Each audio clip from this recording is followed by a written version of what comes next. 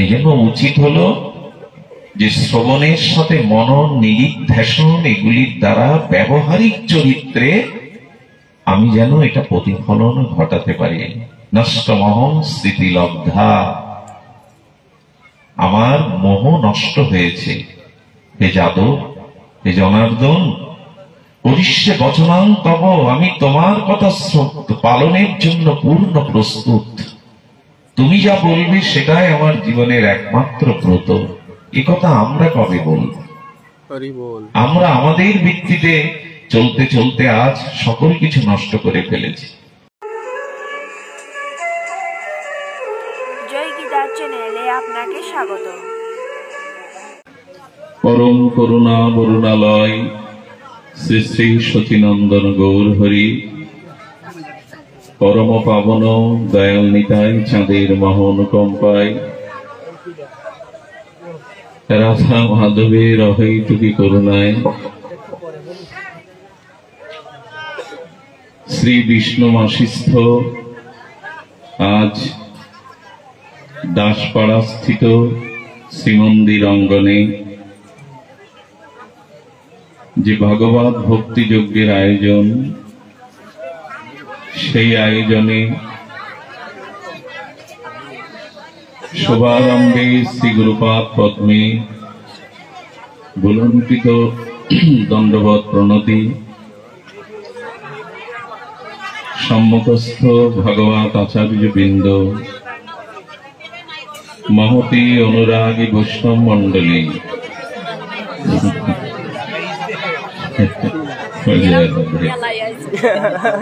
আপনারা ওইখান থেকে একটু, ও বাবা জয় রাধে, একটু সরে দেন, কষ্ট পাচ্ছে তো। পরম শ্রদ্ধেয় মান্যবর সুধী সজ্জন ও মাতৃমণ্ডলী সকল ভক্তচরণে সশ্রদ্ধ দণ্ডবৎ প্রণতি। কচিত এতৎ শ্রুতং পাত্ত তয়া একাগ্রেণ চেতসা। হে পার্থ, তুমি কি একাগ্র চিত্তে এই অনির্বচনীয় গীতার বাণী শ্রবণ করেছ?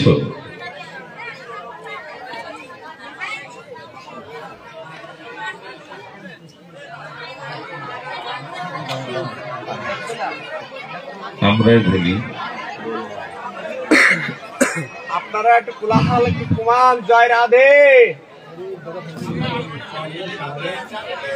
সামনে বসছি তো দেখতে পাচ্ছেন বাবা এখানে আস।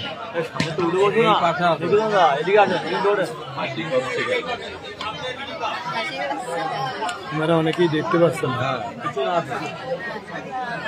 হে পার্থ, ওই জায়গাটা উঠে আসুন, আপনারা দেখতে পাচ্ছেন না। কষ্টিত এতং শ্রুতং পার্থ তয়া একাগ্রেণ চেতসা।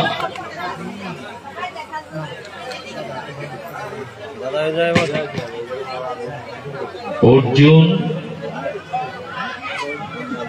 তুমি একাগ্র চিত্তে আমার কথা কি শ্রবণ করেছ? এবং তোমার যে মোহ, সেই মোহ কি তোমার নষ্ট হয়েছে?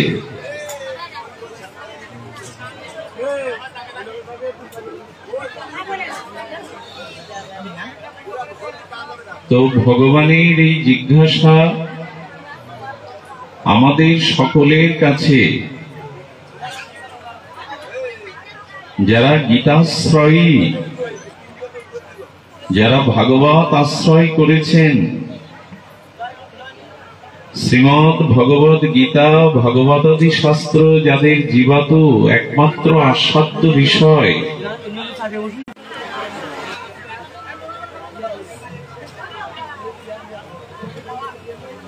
ভাগবতীয় কথা শ্রবণে আমাদের মোহ নষ্ট হয়েছে কিনা এই কথা যদি প্রবক্তা গীতাকার জিজ্ঞাসা করেন কি উত্তর দেব? অর্জুন অবশ্য বলেছিলেন নষ্টমহ স্মৃতিলব্ধা,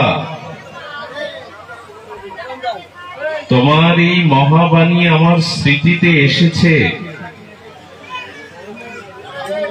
এবং আমার মোহ নষ্ট পরম কর্তব্য। মোবাইল বন্ধ করুন। আপনি যেটা আদেশ করবেন সেটি আমার জীবনে পরম ধর্ম, পরম কর্তব্য, একান্ত কর্তব্য। যতদিন শাস্ত্র বুদ্ধিতে, ভগবত বুদ্ধিতে আমাদের মেধা বুদ্ধি কর্ম সম্পন্ন না হবে, ততদিন আমার বুদ্ধিতে, আমার মেধাতে, আমার চিন্তা, আমার মননে কাজ করতে যাওয়াটা ভুল হবে, যথার্থ হবে না। করিষ্যে বচনাং তব, তুমি যা বলবে হে মাধব, হে পার্থ সারথী, হে জনার্দন, সেটি আমার একমাত্র কর্তব্য। এই জন্য ভগবান যেটি বলেছেন শাস্ত্র মহাবাণীতে, ঋষিমুনিরা যা বলেছেন সেটি আমাদের একাগ্র চিত্তে শ্রবণ করতে হবে এবং সেটি সুদৃঢ় বিশ্বাস আনতে হবে। তবে বিশ্বাস সহসা আসে না। স্বয়ং ভগবান শঙ্কর উমাপতি তিনি চিত্রকূট পর্বতে ভরদ্বাজ ঋষির আশ্রম হতে, পুলস্ত ঋষির আশ্রম হতে রাম কথা শুনে আসছেন। তো ভগবান শিব শঙ্কর, জগৎমাতা পার্বতী, রাম গুণগাথা অগস্ত্য ঋষি, ভরদ্বাজ ঋষির থেকে শ্রবণ করে আসতে আসতে যখন বনে প্রবেশ করেছেন, দেখছেন মাতা পার্বতী এবং ভগবান শঙ্কর দেখছেন ত্রেতা যুগে রামচন্দ্র প্রকট লীলাতে সীতা হারিয়ে কাঁদছেন। তো উপাস্য প্রাণপ্রিয় ভগবান শঙ্করের আর প্রভু রামচন্দ্রকে দর্শন করে প্রণত হলেন, স্তুতি করলেন, বন্দনা করলেন।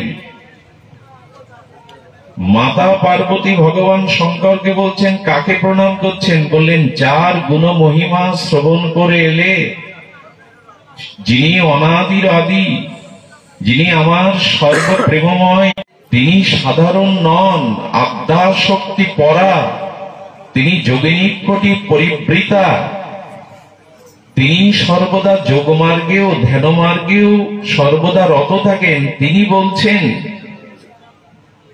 হে শঙ্কর, আপনি যাকে প্রণাম করলেন ইনি পরম দেবতা, ইনি পরাৎপর পরমেশ্বর রাঘবেন্দ্র রামচন্দ্র, যার মহিমা ঋষি মুখে শ্রবণ করে এলাম। বললেন হ্যাঁ। তো মাতা পার্বতীর বিশ্বাস এলো না, কারণ ওনার মনে হয়েছে যিনি স্ত্রী হারিয়ে বনে বনে কাঁদছেন, বিলাপ করছেন, তিনি ভগবান হতে পারেন। অর্থাৎ মাতা পার্বতীরও শাস্ত্র বাক্যে, ঋষি বাক্যে প্রথমে বিশ্বাস আসেনি। সেখানে আমরা যারা হরি কথা, ভাগবত কথা শ্রবণ করছি, আমাদেরও বিশ্বাস সহসা আসে না। যার আসেই তার মোহ নষ্ট হয়, তার জগতে জন্ম মৃত্যু বিষাদ অভিশাপ নষ্ট হয়। তিনি এই বাক্যের প্রতি, শাস্ত্রে বাক্যের প্রতি। এই জন্য ভগবান প্রশ্ন করছেন, একাগ্রে হচ্ছে তোষা, তুমি একাগ্র চিত্তে শুনেছ তো? দেখবেন হোমিওপ্যাথি ভালো চিকিৎসকের কাছে ওষুধ দিলে বলে এক সপ্তাহ পরে আবার আসবেন।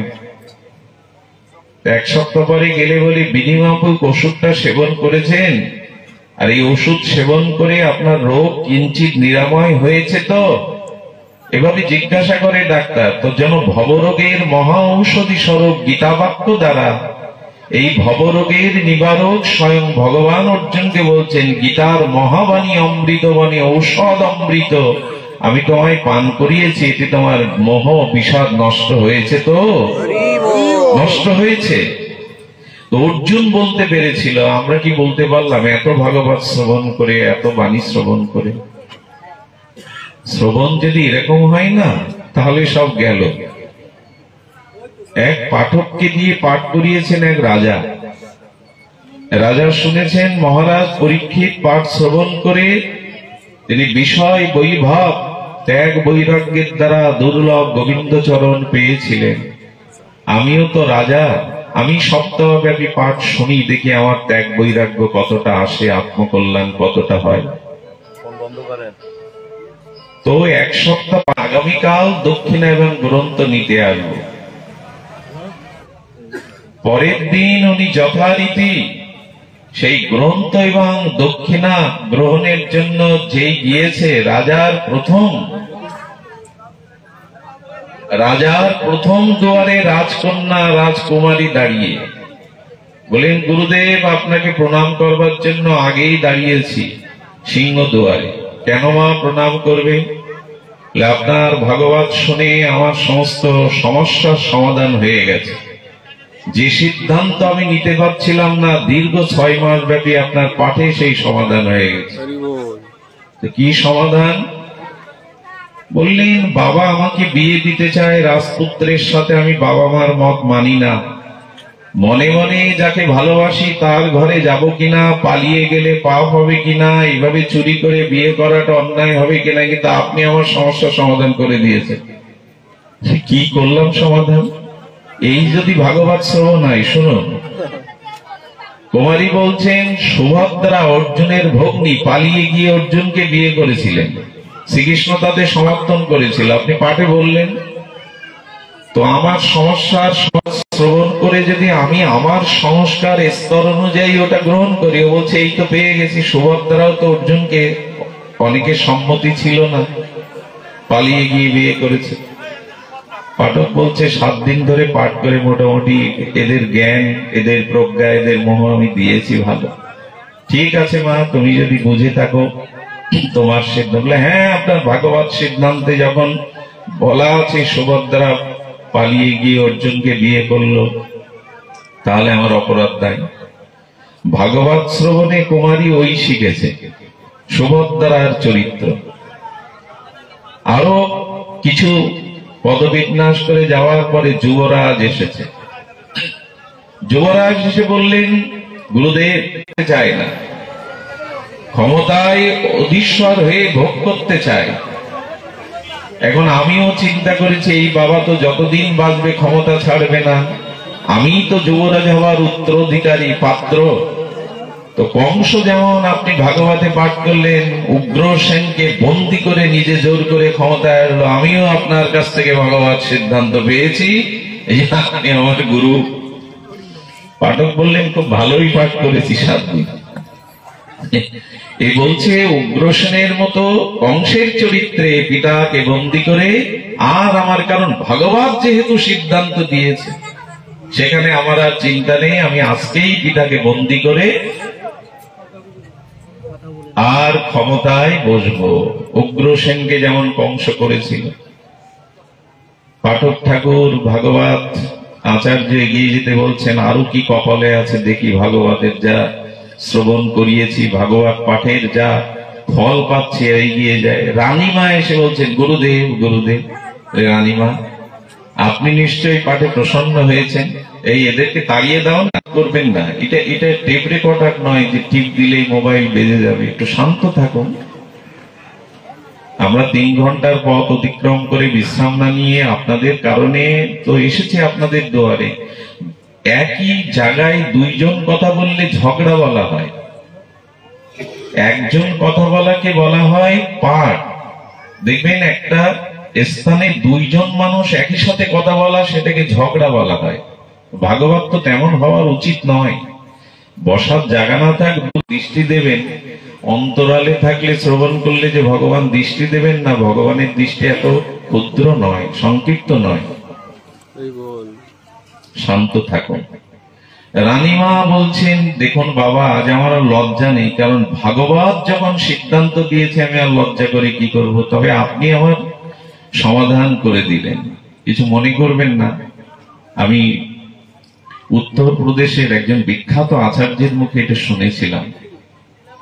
উনি বলছেন, দেখুন পাঠের কি দুরবস্থা, পাঠ শুনে যদি আমরা আমাদের স্তর সংস্কার অনুযায়ী ওটাকে গ্রহণ করি, দেখুন, দ্রৌপদীর চরিত্রটা আপনি খুব ভালো ব্যাখ্যা করেছেন, আর ওর থেকে আমি আমার সমাধান পেয়েছি কি, 5টা পতি থাকতেও যদি সে এত সতী হয়, কৃষ্ণের এত কৃপা পায়, তো বাবা আপনি ভাগবত আচার্য, ভক্তের কাছে, ডাক্তারের কাছে রুগীর গোপন করতে নেই, উকিলের কাছে মক্কেলের কিছু গোপন করতে নেই, ডাক্তারের কাছেও যেমন রুগী গোপন করে না, বাবা পাপ দেয়। পাঠক মাথায় হাত দিয়েছে, ভগবত সপ্তাহে তার রেজাল্ট আসছে, খুব ভালো ফল আসছে। রাজা কি বলে দেখি, রাজার কাছে যখন গেছে, রাজার কাছে সংবাদ গেছে, গুপ্তচররা বলছেন আপনার যুবরাজের মনে, আপনার রাজকন্যার মনে এইসব। রাজা গেছে রেগে, রেগে গিয়ে বলছেন, প্রভু আপনি এসেছেন, ওখানে দাঁড়ান, গ্রন্থ নিন, কিন্তু দক্ষিণা হবে না। বলে কেন হবে না? বলে দেখুন, শত্রুর সাথে কি ব্যবহার করতে হয়, সে ভগবান হলেও আপনি দুর্যোধনের চরিত্রটা বলে গেছেন, বিনা যুদ্ধে নাহি দেব সুচাগ্রমে দিনে, দক্ষিণা দেবই না আপনাকে। দুর্যোধন যেমন দেয়নি 5টা গ্রাম, আমিও দেব না। হ্যাঁ, আপনার পাঠ শুনে আমার এই দুর্দশা। এই যদি আমাদের শ্রবণ হয় না, আমাদের সংস্কার, আমাদের বুদ্ধি বৃত্তি দিয়ে যদি ভাগবত কিরকম গ্রহণ করি, দেখবেন যাদের মনে যেমন সংস্কার, পাঠ থেকে সে সেইটুকু নিয়ে নেয়। একটা বক, একটা রাজহংস এক জায়গায় রাখবেন, একটা সরোবরে বা পুকুরে বা ঘেরে, বোঝা যাবে কি করে জানেন? খাদ্য অন্বেষণ থেকে। বকটা ধীর পায়ে ওই পচা, দুর্গন্ধ পচা মাছটাকে নেবে, হাঁস কিন্তু ওই যে ঝিনুকের মধ্যে মুক্তাটা খোঁজে, ঝিনুকের মধ্যে যদি সার কিছু থাকে, পচা মাছ নেবে না। দুটোই সাদা, দুটোই একই পুকুরে আছে, দুজনের উদ্দেশ্য বা লক্ষ্য, ভাব, এই দিয়েই বোঝা যাবে কে রাজহংস আর কে বক। এই জন্য পাঠ থেকে, ভাগবত থেকে আমাদের সংস্কার অনুযায়ী আমার মতো রং মিশিয়ে, বৃত্তি রং মিশিয়ে নিলে হবে না। এবং এই যে চরিত্রগুলো বলা হয়, তার মর্মত্বও গুলো উপলব্ধি করতে হবে। এই জন্য আমাদের বুদ্ধিটা সমর্পণ করে দিতে হবে। দদামি বুদ্ধি যোগম, বুদ্ধিজীবী কাদের বলে? বুদ্ধিজীবী কাদের বলে? যারা বুদ্ধির দ্বারা জীবিকা অর্জন করে, এদের বলে বুদ্ধিজীবী, বুদ্ধির দ্বারা। আর বুদ্ধিযোগী কারা? বুদ্ধিজীবী আর বুদ্ধিযোগী এক কথা নয়। এই জন্য গোবিন্দ গীতাতে বলছেন, দদামি বুদ্ধি যোগম। গোবিন্দ বুদ্ধিজীবী নয়, বুদ্ধি যোগটা, অর্থাৎ ভগবানের সাথে কি করে যুক্ত হওয়া যাবে, এই অনিত্য সংসার হতে কি করে মোহমায়া মুক্ত হওয়া যাবে, সেই বুদ্ধি যোগটা যুক্ত করে দিচ্ছেন এই শাস্ত্র। দেখুন, ভাগবত শ্রবণে কল্যাণ হবে। গোকর্ণের উপাখ্যানে ভাগবত মহিমায় বলা হয়েছে, যখন গোকর্ণ ভাগবত সমাপন করলেন, তখন বিমান এলো, বৈকুণ্ঠ থেকে বিমান এলো, এবং বিমান আসার পরে গোকর্ণ যাদের উদ্দেশ্যে পাঠ দিলেন, তার সেই ভ্রাতা, যে 85 বৎ, যার আত্মার গতি হয়নি, তাদেরকে বিমানে চড়িয়ে ভগবানের দূত নিয়ে যাচ্ছে। সেই ধুন্ধকারী তারাই চলে যাচ্ছে বিমানে। গোকর্ণ জিজ্ঞাসা করছেন, তাহলে যারা শ্রবণ করলো, এই শ্রবণকারীদের মধ্যে এরাও তো শ্রবণ করেছে, এরা যাবে না বৈকুণ্ঠে? তখনই ভগবানের দূত, বৈকুণ্ঠ দূত বলেছিলেন, যারা ভাগবত শ্রবণ করে ওটাকে মনন না করে, মননের দ্বারা, ধ্যানের দ্বারা যারা ব্যবহারিক ভাবে চরিত্রে ওটা প্রতিফলন না করে, শুধু শ্রবণের দ্বারা কিন্তু তারা উদ্ধার হতে পারবে না। শ্রবণ মনন, অর্থাৎ গাভীমা যখন সারাদিন রুটি দেন, অন্ন দেন, তৃণ দেন, গাভীমা খাবে, কিন্তু ওই সময় খায় না, ওই সময় গলৎকরণ করে। কোন বৃক্ষের ছায়ে গোয়ালে এসে শুয়ে পড়ে ওই খাদ্যগুলো আবার পুনঃ তিনি গালে এনে চর্বণ করতে থাকেন, যেটাকে জাগর কাটা বলে, এবং তখন দেখবেন একটা রস করিত হয়, ওর ভিতরে রসের গেজা দেখা যায়, তখনই প্রকৃত আস্বাদন করেন। তো ভাগবত এখান থেকে শ্রবণ করলাম, প্রসাদ নিয়ে চলে গেলাম, কিন্তু ওইটাকে হৃদয়ে রেখে মনন করলাম না। আপনি অম্লযোগে ঘোলটা রেখে দিলে মাখন উঠবে না, মন্থন করতে হবে। মন্থন না করলে অম্লযোগের ঘোল থেকে, দধি থেকে মাখন উঠবে কি মন্থন না করলে? তো শ্রবণ করলাম, পাত্রে নিলাম, হৃদয়ে নিলাম, কিন্তু মনন করলাম না। এই জন্য সেই শ্রবণই মঙ্গল আনবে, যা শ্রবণ করার পরে মনন করবে।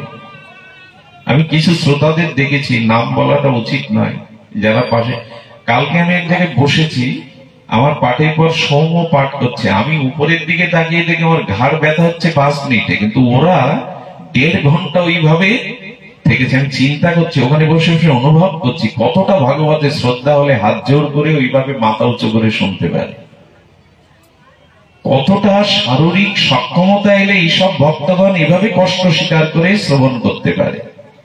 তো আপনি দুধটাকে, ঘোলটাকে মন্থন করুন, না হলে মাখন আসবে না, আস্বাদন বস্তু পাওয়া যাবে না। আপনি শ্রবণ করে ওটা মনন করুন, চিন্তন করুন, তবেই না আপনার চরিত্রে, ব্যবহারে সেটা প্রতিফলিত হবে। দুঃখের বিষয়, আজ আমরা শ্রবণ করি কিন্তু নিজেদের বৃত্তি অনুযায়ী ওটা নিয়ে যায়।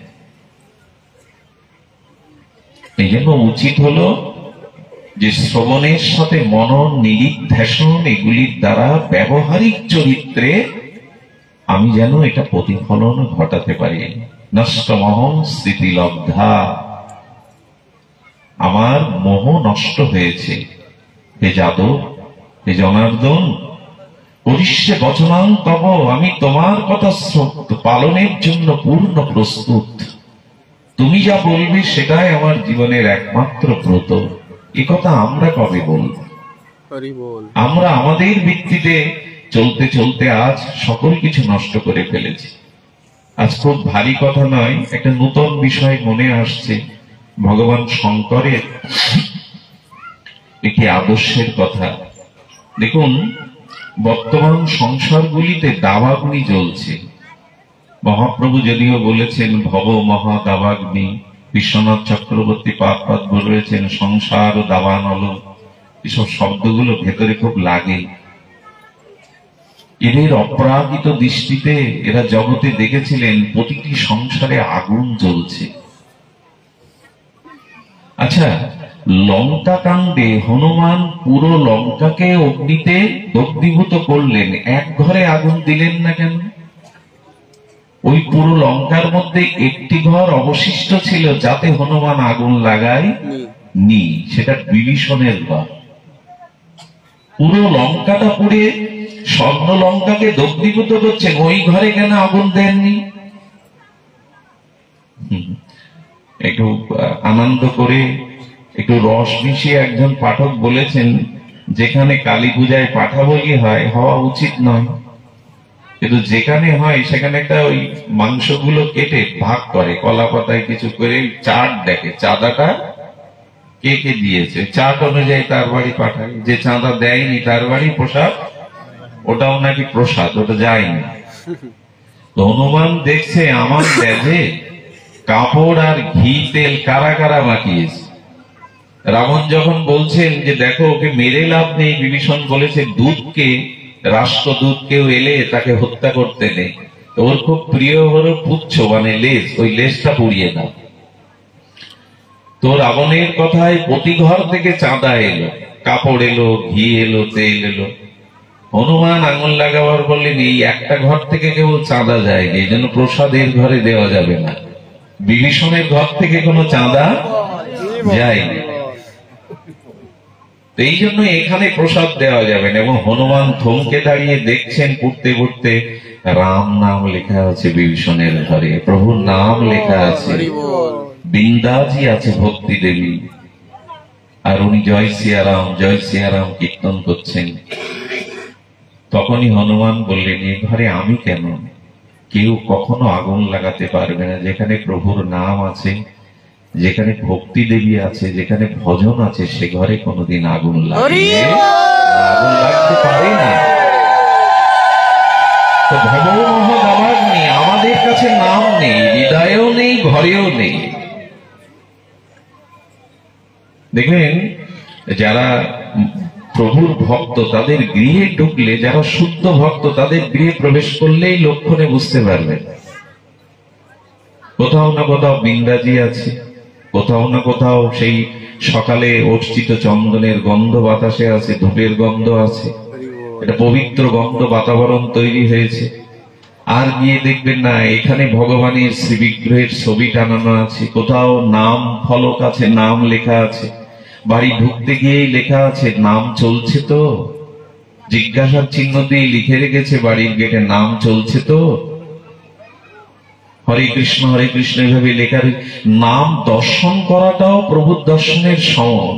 নাম বিগ্রহ স্বরূপ, এ তিনে ভেদ নেই। এই জন্য হরিনাম জপের থেকে আরো বেশি করে হয় হরিনাম যদি কেউ খাতায় লেখে। কারো জপ করতে যদি ঘুম পায়, অলসতা আসে, তাহলে লিখবেন খাতায়, ওই হরে কৃষ্ণ লিখবেন। লিখলে 3টে ক্রিয়া একসাথে হয়। কি হয়? নাম লেখা হচ্ছে, আর লিখতে গেলে একটা মনে আগে উচ্চারণ আসে জিহ্বায়, অর্থাৎ নাম উচ্চারণ হচ্ছে, নাম দর্শন হচ্ছে। নাম দর্শন মানে ভগবানকেই দর্শন করা, আর ওটা জপ হচ্ছে, কীর্তন হচ্ছে, দর্শন হচ্ছে একই সাথে। এই জন্য ব্রজধামে দেখেছি অনেকেই খাতার পরে খাতা নাম লিখেই চলেছে, লিখতে তাদের ভালো লাগে। দর্শন হচ্ছে, কীর্তন হচ্ছে, উচ্চারণ করছে, আর জপ হচ্ছে। নামটা তো আগে আসবে ভেতরে, তারপরে লেখনীতে। একবার এক শেঠ গিয়েছিলেন উত্তরপ্রদেশে, তিনি ধনী ব্যক্তি, ভগবত বিমুখ ব্যক্তি, গ্রামের সবাই ধরেছে সবাই অভাবী, আমরা দরিদ্র সীমার নিচে বাস করি, উনি একমাত্র ধনী। উনি যদি একটু ভক্তিপথে আসতেন, আমরা একটু পথ পেতাম, মন্দির হতো, প্রভুর পাঠ কীর্তন হতো। তো মহাত্মা গিয়ে বলছেন, বাবা তুমি একটু তো রাম নামটা নাও। বলেন, দেখুন আমার রুচি নেই আর আমার সময়ও নেই। তাহলে এক কাজ করো বাবা, আমি বৃদ্ধ বৈষ্ণব একটা অনুরোধ করতে এসেছি, একটা পৃষ্ঠায় অন্তত 2-4 বার জয় সিয়ারাম লিখে ঘুমাবে। বলে হ্যাঁ, এটা হতে পারে। ওনার লিখতে লিখতে নাম প্রভু এত কৃপা করেছে, এত আসক্তি এসে গেছে, একদিন ঘরে এসে দেখছে কাগজ নাই, সে খাতা তো সব ভর্তি হয়ে গেছে। উনি আলমারি থেকে নিজের সাদা পাঞ্জাবি বের করে বিছানায় পুরো পাঞ্জাবিতে রাম নাম লিখছেন, জয় সিয়ারাম, এত আসক্তি। যে কোনো উপায়ে যদি নামের সাথে যুক্ত হন, আগুন জ্বলবে না, আগুন জ্বলবে না। ভক্তির একটা মহিমা থাকবে। তো আজও তো আগুনকে জল দিয়ে নিবানো হয়, তো হরিনামের থেকে অমৃত শীতলতার কি আছে? এই জন্য বিভীষণের ঘর পড়িনি। আচ্ছা, আরেকটা কথা মনে আসে, হনুমান যে পুরো লঙ্কা পোড়ালো, ওনার গার রোম পুড়ল না, উনি পুড়লেন না। কেন পুড়লেন না হনুমান? সীতামাই প্রশ্ন করছে হনুমতে, আচ্ছা পুরো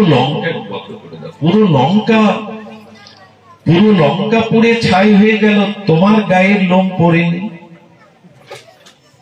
হে মা জানকী, মা তুমি সব জানো, তবে আমার মুখ থেকে যদি তুমি বলাও তবে বলি। মা, আমার লেজ হলো পিছনে, আর সামনে কি দেখো? কি সামনে বুকের মধ্যে দেখাচ্ছে প্রভু রাম ও সীতার যুগল মূর্তি আমার বুকে। তো যার বুকে রাম সীতা, তাকে পোড়াবে কোন আগুনে? কি করে পোড়াবে? প্রহ্লাদকেও তো আগুনে দিয়ে পোড়ানো যায়নি, বিষ খাইয়েও মারা যায়নি। যার বুকে প্রভু আছেন, তাকে কে পোড়াবে সংসারে? কথাগুলি ছোট ছোট, গভীরতা অনেক। এই জন্য ভব মহাদাবাগ্নি নির্বাপনাম। ঘরের আগুন, মনের আগুন যদি নিভাতে চাও, হরিনাম আশ্রয় করো, হরি কথা আশ্রয় করো। এছাড়া দ্বিতীয় কোনো পথ নাই, দ্বিতীয় কোনো পথ নাই। এই জন্য আজ চারিদিকে জ্বলছে। সব থেকে বেশি যন্ত্রণা সৃষ্টি হয়েছে এই গারস্থ আশ্রমে, গৃহ আশ্রমে স্বামী স্ত্রীর সম্পর্ক নিয়ে। আমি এই বিষয় কখনো পাঠ করিনি, কিন্তু শিব পুরাণে ভগবান শঙ্করে চারটি মুহূর্তে মাথা খারাপ হয়ে গেছে বিকাল থেকে, এবং মনে হচ্ছে কখন কথাটা উদ্গীরণ করব। ভগবান শঙ্কর এবং মাতা পার্বতী সমগ্র লোকের শ্রেষ্ঠ দম্পতি। কুশল হয়, শান্তিময় হয়, ভজনময় হয়। ভগবান শঙ্কর মাতা পার্বতীকে স্বীকার করে জগতে দেখিয়ে গেছেন। আজ প্রতিটি ঘরে ভালো কোনো সন্তানের খোঁজ মিলছে না। গত 200 বছর হতে চলল আমাদের এই বাংলায় একজন রবীন্দ্রনাথ আসেনি, একজন নজরুলের জন্ম হয়নি। এবং আমরা যদি দেখি এই বাংলাতে যারা ভক্তি ভাবধারা নিয়ে এসেছিলেন, দেশপ্রেমের ভাবধারা নিয়ে এসেছিলেন, কোথায় সেই ক্ষুদেরাম, কোথায় বিনয় বাদল দীনেশ, কোথায় নেতাজি সুভাষ বসু, কোথায় বিদ্যাসাগরের মতো মাতৃভক্ত, কোথায় বা শরৎচন্দ্র, রবীন্দ্রনাথ, বঙ্কিমের মতো সাহিত্যিক, কোথায় বা সেই পুরোদিনের এই যে বিখ্যাত মানুষগুলো 1800 খ্রিস্টাব্দের প্রথম ভাগে, 1900 খ্রিস্টাব্দের প্রথম অধ্যায়ে ভারতবর্ষ এই অখণ্ড বাংলার মাটিতে সাহিত্যে, সাধনায়, কাব্যে, ধর্মে, দেশপ্রেমে এক ঝাঁক মহাপুরুষ জন্মেছিলেন। গত 200 বছরে একজন বিবেকানন্দ, একজন ঠাকুর অনুকূল চন্দ্র, একজন ঋষি অরবিন্দ, একজন ঋষি বঙ্কিম, একজন স্বামী প্রণবানন্দ আসেনি। কারণ কি? সেই পৃথিবী তো আছে, সেই জলবাতাসও আছে, মহাপুরুষরা আসছে না কেন? একেবারে নেই তা নয়, কিন্তু তাদের মতো জগৎকে ধন্য করবার, জগতে শান্তির বাতাবরণ নিজের তপসাধনা দ্বারা, সৃষ্টির দ্বারা জগৎ কল্যাণের মহাপুরুষগণ থেমে গেল কেন? এর কারণ খুঁজতে হবে। ব্রহ্মচর্য, গারস্থ, বানপ্রস্থ, সন্ন্যাস। কিন্তু ওই ফ্যানটা বন্ধ করে দাও, ওই ফ্যানটা বন্ধ করে দাও। আমরাও খাচ্ছি না বাতাস এখানে, ওটা ফ্যানটা বন্ধ করে দাও।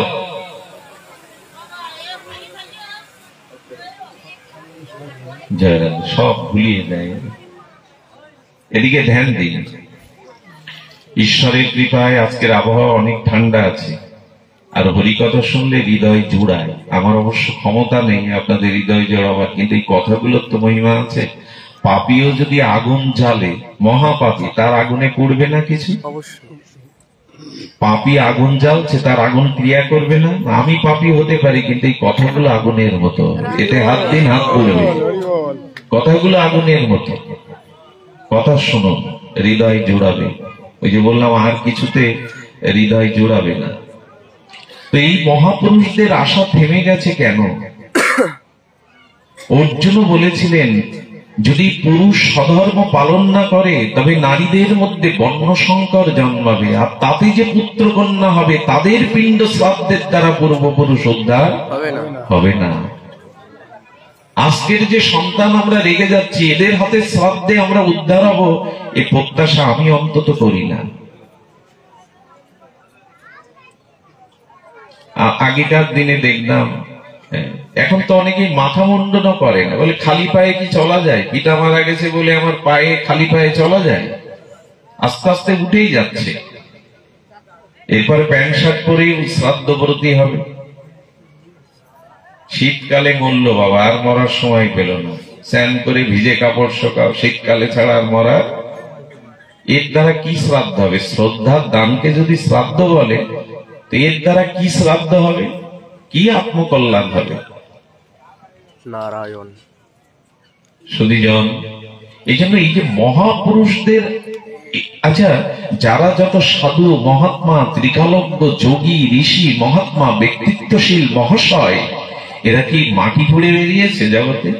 বিবেকানন্দ, রামকৃষ্ণ, ঠাকুর অনুকূল চন্দ্র, স্বামী প্রণবানন্দ, এই জাতিসংঘ, এরা মাটি ফুঁড়ে বেরিয়েছে না আকাশ থেকে পড়েছে বাবা? এরা তো কোনো গারস্থ আশ্রম থেকে, আদর্শ পিতামাতার থেকে এসেছে, নাকি মাটি ফুঁড়ে বেরিয়েছে? এরা মাটি ফুঁড়ে কেউ বেরোয় না, আকাশ থেকে আসে না। এরা গারস্থ আশ্রমের আদর্শ আর স্বামী স্ত্রীর তপ সাধনায় সন্তান কাকে বলে জানেন? তপস্যার দানকে বলে সন্তান। তপস্যা লব্ধ যেটি পাওয়া যায় তাকে বলে সন্তান। কাম কামনার দ্বারা যারা জন্মায় তারা হয় দুর্যোধন, আর সাধনার দ্বারা যারা আসে তারা হয় যুধিষ্ঠির। একটা কামস, একটা ধর্মস। ধর্মজ সন্তান ব্যাসদেব মহাভারতের দুই পক্ষ সামনে দাঁড় করিয়ে দেখাচ্ছেন, জগতের জীব দেখো আমি তোমাদের জন্য কি বার্তা দিয়ে গেলাম, কি সন্দেশ দিয়ে গেলাম। কামনার দ্বারা ধৃতরাষ্ট্র জ্ঞানন্ধ, জন্মন্ধ, কাম, তার কামের দ্বারা জন্মেছে কামজ সন্তান দুর্যোধন। এরাই তো লোকের মেয়ে শাড়ি টানবে, দ্রৌপদীর বস্ত্র হরণ তো এরাই করবে। কামের দ্বারা যাদের জন্ম হয়েছে তারা ঘোর রাজসভাতে দ্রৌপদীর বস্ত্র টান দেবে, দিচ্ছেও তাই। কিন্তু যুধিষ্ঠির ধর্মজ সন্তান, তপস্যার দ্বারা সাধনার দ্বারা জগতে এসেছে। এখন সন্তান সাধনার দ্বারা আসছে কি? প্রশ্নটা নিজের কাছে। আমরাও তো গারস্থ ধর্ম পালন করছি, মূল জায়গাটা নষ্ট হয়ে গেছে। এরকম সৌমের মতো, খোকনদার মতো, এদের মতো মহাত্মারা, আমার দাদাজি এসছেন, এদের মতো মহাত্মারা চলে গেলে ভাগবত তৈরি হয় না। আমাকে একজন বলেন, আপনি এত দৌড়াদৌড়ি করেন, কাউকে তৈরি করতে পারেন না, আপনি না গেলে সে যাবে। তৈরি করাটা খুব কঠিন। সবকিছু তৈরি করা যায়, কিন্তু ভাগবতকে, ভক্তকে সহজে তৈরি করা, এটা পিতামাতার সাধনা তপস্যা না থাকলে হয় না। কাউকে শিখিয়ে শিখিয়ে পাখির বুলির মতো ভাগবত পাঠক করা যায় না। এগুলো সাধনার দ্বারা আসে, তপস্যার দ্বারা আসে। দেখুন, ব্যাসদেব ভাগবত লিখলেন দেবশ্রীপাদ গুরুদেবের কৃপায়, কিন্তু ভাগবত মূর্ত হলো সুখদেবের মধ্যে। সাক্ষাৎ ভাগবত মূর্তিমন্ত হলো সুখদেবের মধ্যে। 12 বছর তপস্যা। ব্যাসদেব বলেছিলেন, আমি যে ভাগবত রচনা করলাম তার মূর্তি দরকার, সাক্ষাৎ মূর্তি। এই জন্য সুখদেবকে জগতে এনেছিলেন। সুখদেব সাধারণ না, সেই নিকুঞ্জ মন্দিরে রাধারানীকে শ্যামসুন্দরের গুণকীর্তন শোনাচ্ছেন, সেই সুখ পাখি হলো সুখদেব। এই জন্য রাধা নাম গুরুদেবের নাম নিতে নেই সহসা। এই জন্য সুখদেব গোস্বামী ভাগবতের রাধা নাম নিচ্ছেন না। উনি বৃন্দাবনের নিকুঞ্জ প্রেম মন্দিরের যুগল বিলাসের মধ্যে উনি বিরাজ করে কীর্তন শোনাতেন। উনি এসেছেন সুখদেব হয়ে, পরমহংস পরিব্রাজ হয়ে। এমনি এমনি সন্তান, তপস্যা ছাড়া সন্তান আসে না। এক মহাত্মাকে প্রশ্ন করা হয়েছিল, মহাপুরুষদের আশা থেমে গেছে কেন? খুব সহজ উত্তর দিয়েছিলেন, এয়ারপোর্ট ছাড়া বিমান নামে না। এয়ারপোর্ট ছাড়া বিমান আপনার আমার বিলে খালে নামে না। সে অ্যাক্সিডেন্ট কবলিত হলে যুদ্ধ বিমান টিমান পড়ে, কিন্তু এয়ারপোর্ট ছাড়া বিমান নামবে কি না। তো ভালো গর্ব না পেলে ভালো সন্তান সেই মহাপুরুষরা কোথায় আসবে? এয়ারপোর্ট নেই তো বিমান লাগবে কি? স্টেশন ছাড়া ট্রেন যেখানে সেখানে থামে না, স্টেশন দরকার। ওই জন্য তো লোক ওখানে দাঁড়িয়ে থাকে যে এখানে থামলে এখান থেকে উঠতে পারবো, যেখানে সেখানে ট্রেন থামে না, স্টেশনই নেই। ভালো কোনো গর্ব পাচ্ছে না। জানেন, ওই মহাপুরুষরা জগতে আসবার জন্য খুব ব্যস্ত। পৃথিবীতে ভগবানও আসতে চান। এই পৃথিবীর এমন একটা আকর্ষণ আছে, এখানে ভগবান, অবতার, মহাপুরুষ সবাই আসতে চায়, আসতে পারছে না। কারণ গর্বই পাচ্ছে না, তপস্যার স্থান পাচ্ছে না যেখানে প্রবেশ করবে। এই জন্য সুসন্তানের জন্য যেটা আজকে পৃথিবীর সব থেকে প্রয়োজন, ভালো মানুষে। আমি মিতালি মুখার্জির একটা গান ছোটবেলায় খুব শুনতাম, এই মানুষ আর সে কি বলছেন, এই মানুষের ভিড়ে আমার সেই মানুষ তো নাই। মিতালি মুখার্জির এই গানটা খুব ভালো লাগতো। কি জানো তার প্রথম লাইন? এই দুনিয়া এখন তো আর, মনে পড়ে আপনাদের গানগুলো আগে মাইকে বাজতো, এই মানুষের ভিড়ে আমার সেই মানুষ তো নাই। একজন সাধু পুরুষের 2 হাত থাকে, একটা মাথা থাকে, 2টো পা থাকে। একজন অসাধু ব্যক্তিরও তো ওই 2টো হাত 2টো পা। সাধু অসাধু কিসে? হলো চরিত্রে, ব্যবহারে, ধৈর্যে, ক্ষমায়, সন্তোষে সেই মানুষের অভাব। এই জন্য এই মানুষ তৈরির কারখানার গর্ভটা শুদ্ধ পাচ্ছে না, পবিত্র আত্মাগুলো এয়ারপোর্ট পাচ্ছে না নামবে। একটা মেয়ে কবে মা হয় জানেন? যেদিন ওই কুমারী মেয়েটা রজস্বলা হয়, সে 8 বছর কি 9 বছর যখনই সেই দিন থেকে ও মা হয়। রজস্বলা বতী মেয়েরাই মা হয়। ওই দিন থেকে তার স্বভাব, চরিত্র, ভাবনা, সাধনা যেমন হবে, ওর গর্ভে তদরূপ সন্তান আসবে। ওই দিন থেকে সে মাতৃত্বের অধিকারিণী হয়। কে শেখাবে এগুলি? আশ্চর্য। মানুষ সন্তান জন্মের পরে তার সংস্কারে ব্যস্ত হয়, নামকরণ, তাই না, অন্নপ্রাশন, মুখে অন্ন দেওয়া, স্কুলে যাওয়া, ডাক্তার হবে না, মাস্টার হবে না, ইঞ্জিনিয়ার হবে। সংস্কারটা জন্মের পরে শুরু হয় আমাদের। কিন্তু আমাদের বেদ বলেছেন, মনুস্মৃতি বলেছেন, মনুসংহিতা বলেছেন, জন্মের আগে থেকে সংস্কার শুরু করতে হবে। 4টে সংস্কার জন্মের আগে, সেগুলো জানি না আমরা। জন্মের পরে তাকে ডাক্তার করবে কি ইঞ্জিনিয়ার করবে, কি তাকে সাধু করবে, কি তার নামকরণ করবে, কি তার অন্নপ্রাশন করবে, এ তো পরের কথা। জন্মাবার আগে গর্ভেই সংস্কার 4টে। ওই একবার গর্ভের মধ্যে যে ভাব পাবে মা থেকে, বাবা থেকে, তারপরে সোজা হবে না। সেই সংস্কারটা কি? প্রথমে হলো পুংসবন। কি অদ্ভুত কথা দেখুন। একটা বীজ খেতে বপনের জন্য কৃষক কি করে জানেন? বাজারে গিয়ে উৎকৃষ্ট বীজ খোঁজে।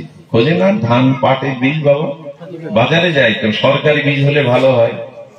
তো একটা ফসল ফলাবে বলে তারা সরকারি বীজ অনুসন্ধান করে, কত দূরে মোকামে যায় বীজ আনতে।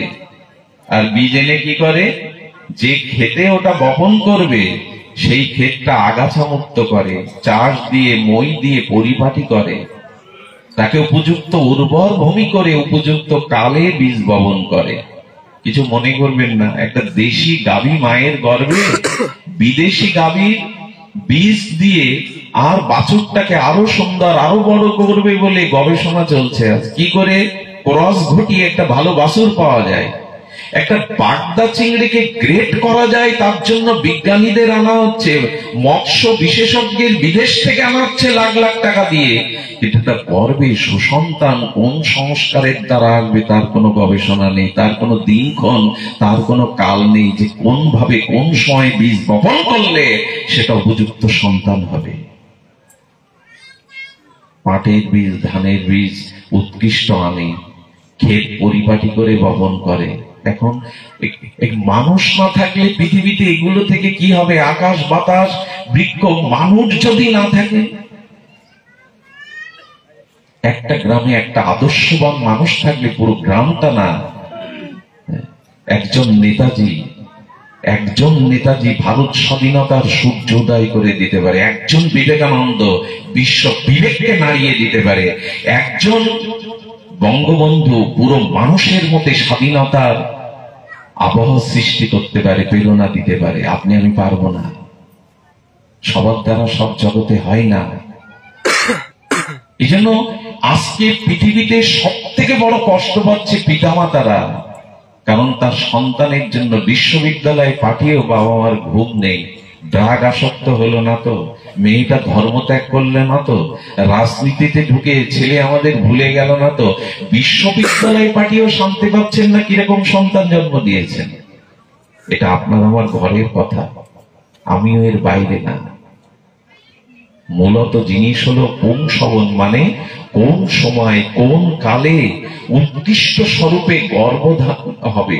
পুংসবন মানে সুসন্তান জন্মদানের যে প্রাথমিক প্রথম রীতি, এটা সন্তান জন্মের পরে না, বহু পূর্বে। দ্বিতীয় হলো গর্ভধান। একটা মেয়ে, একটা মা হবে কি করে? নারী জীবনের সর্বশ্রেষ্ঠ সার্থকতা মাতৃত্বে। একটা নারীর 200 বিঘা জমি আছে, জমিদারি আছে, তার নামে পূর্বপুরুষ জমিদার লিখে দিয়েছে, তার অলংকার আছে শত শত ভরি। একটা নারী অনেক বড় পদে চাকরি করে, একটা অনেক উচ্চ পদে থাকতে পারে, এটা নারীর সার্থকতা নয়। একটা নারী জীবনের সার্থকতা হলো যদি 10-এর মধ্যে অগ্রগণ্য একজন সুসন্তান গর্ভে ধারণ করতে পারে, সেই হলো সুসন্তান। বিদ্যাসাগর তার মা, আর বিদ্যাসাগর গ্রামের বাড়িতে। বিদ্যাসাগর তখন সংস্কৃতি কলেজের অধ্যক্ষ, সারা দেশে তার সুনাম বিদ্যাসাগরের শিক্ষানবিশ হিসাবে। মাকে নিয়ে চাঁদনি রাত্রে বসে মার আঁচল তলে বসে গল্প করছে। মাকে বলছে, মা সারা জীবন তুমি ভালো অলংকার পরনি, না কানের, না হাতের, না গলার, না বালা। আমি এখন তোমার কৃপাতে আশীর্বাদে বড় হয়েছি, অর্থের অভাব নেই মা, তোমাকে আমি কটা অলংকার গড়িয়ে দিই, বলো তুমি স্বীকার করবে? মা স্মিত হেসে, চাঁদের আলোর মতো মায়ের স্নিগ্ধ হাসি ঝরে পড়ে বলছেন, সাগর অনেক লেখাপড়া শিখেছিস, বলতো একটা নারীর জীবনের শ্রেষ্ঠ অলংকার কি? বিদ্যাসাগর হাত জোর করে বলছেন, মা আমি আজও তোমার কাছে শিশু। আমি সন্তান কখনো যেন পিতামাতার কাছে বড় হতে যাবেন না। আপনি অনেক গুণী হতে পারেন, দেখচোরা নাও হতে পারেন, পিতামাতার কাছে কখনো বড় হতে যাবেন না। বলছেন, মা তুমি বলো, আমি জানি না একটা নারীর শ্রেষ্ঠ অলংকার কি। বলো, পাগল ছেলে, যদি গর্বে তোর মতো সুসন্তান কোনো মা ধারণ করতে পারে, তবে ওই সুসন্তানই হলো মার শ্রেষ্ঠ অলংকার, হাতের কানের শ্রেষ্ঠ অলংকার না। আমি গ্রামের পথ দিয়ে যখন যাই, বিদ্যাসাগরের মা মনে করে কতজন ফুল আনে, প্রণাম করে, আমাকে জড়িয়ে ধরে, এর থেকে বড় অলংকার আর কি আছে? এই যে আমাদের সৌম্য বসে আছে, এতটুকু বয়স, ও দুটো হরি কথা বলতে পারে, ওর পিতা মাতাকে মানুষ বরণ করে, প্রণাম করে, কেন এই শ্রদ্ধাটা? এখানে অনেকেই আছেন, দাদাজি আছেন, তাদের বলা যায় এদের পিতামাতার সামনে এসে দাঁড়ালে মানুষ বরণ করে। আমি আমার মাকে নিয়ে অনেক জায়গায় পাঠে যাই, যখন দেখি মাকে জড়িয়ে ধরছে, মাকে প্রণাম করছে, ফুল দিচ্ছে, তখন গর্বে বুকটা ভরে ওঠে, চোখে জল ভরে আসে। মা, আর যাই হোক তোমার মর্যাদাটা সামান্য রাখতে পেরেছি, মানুষের কাছে তোমার মাতাকে নত করি।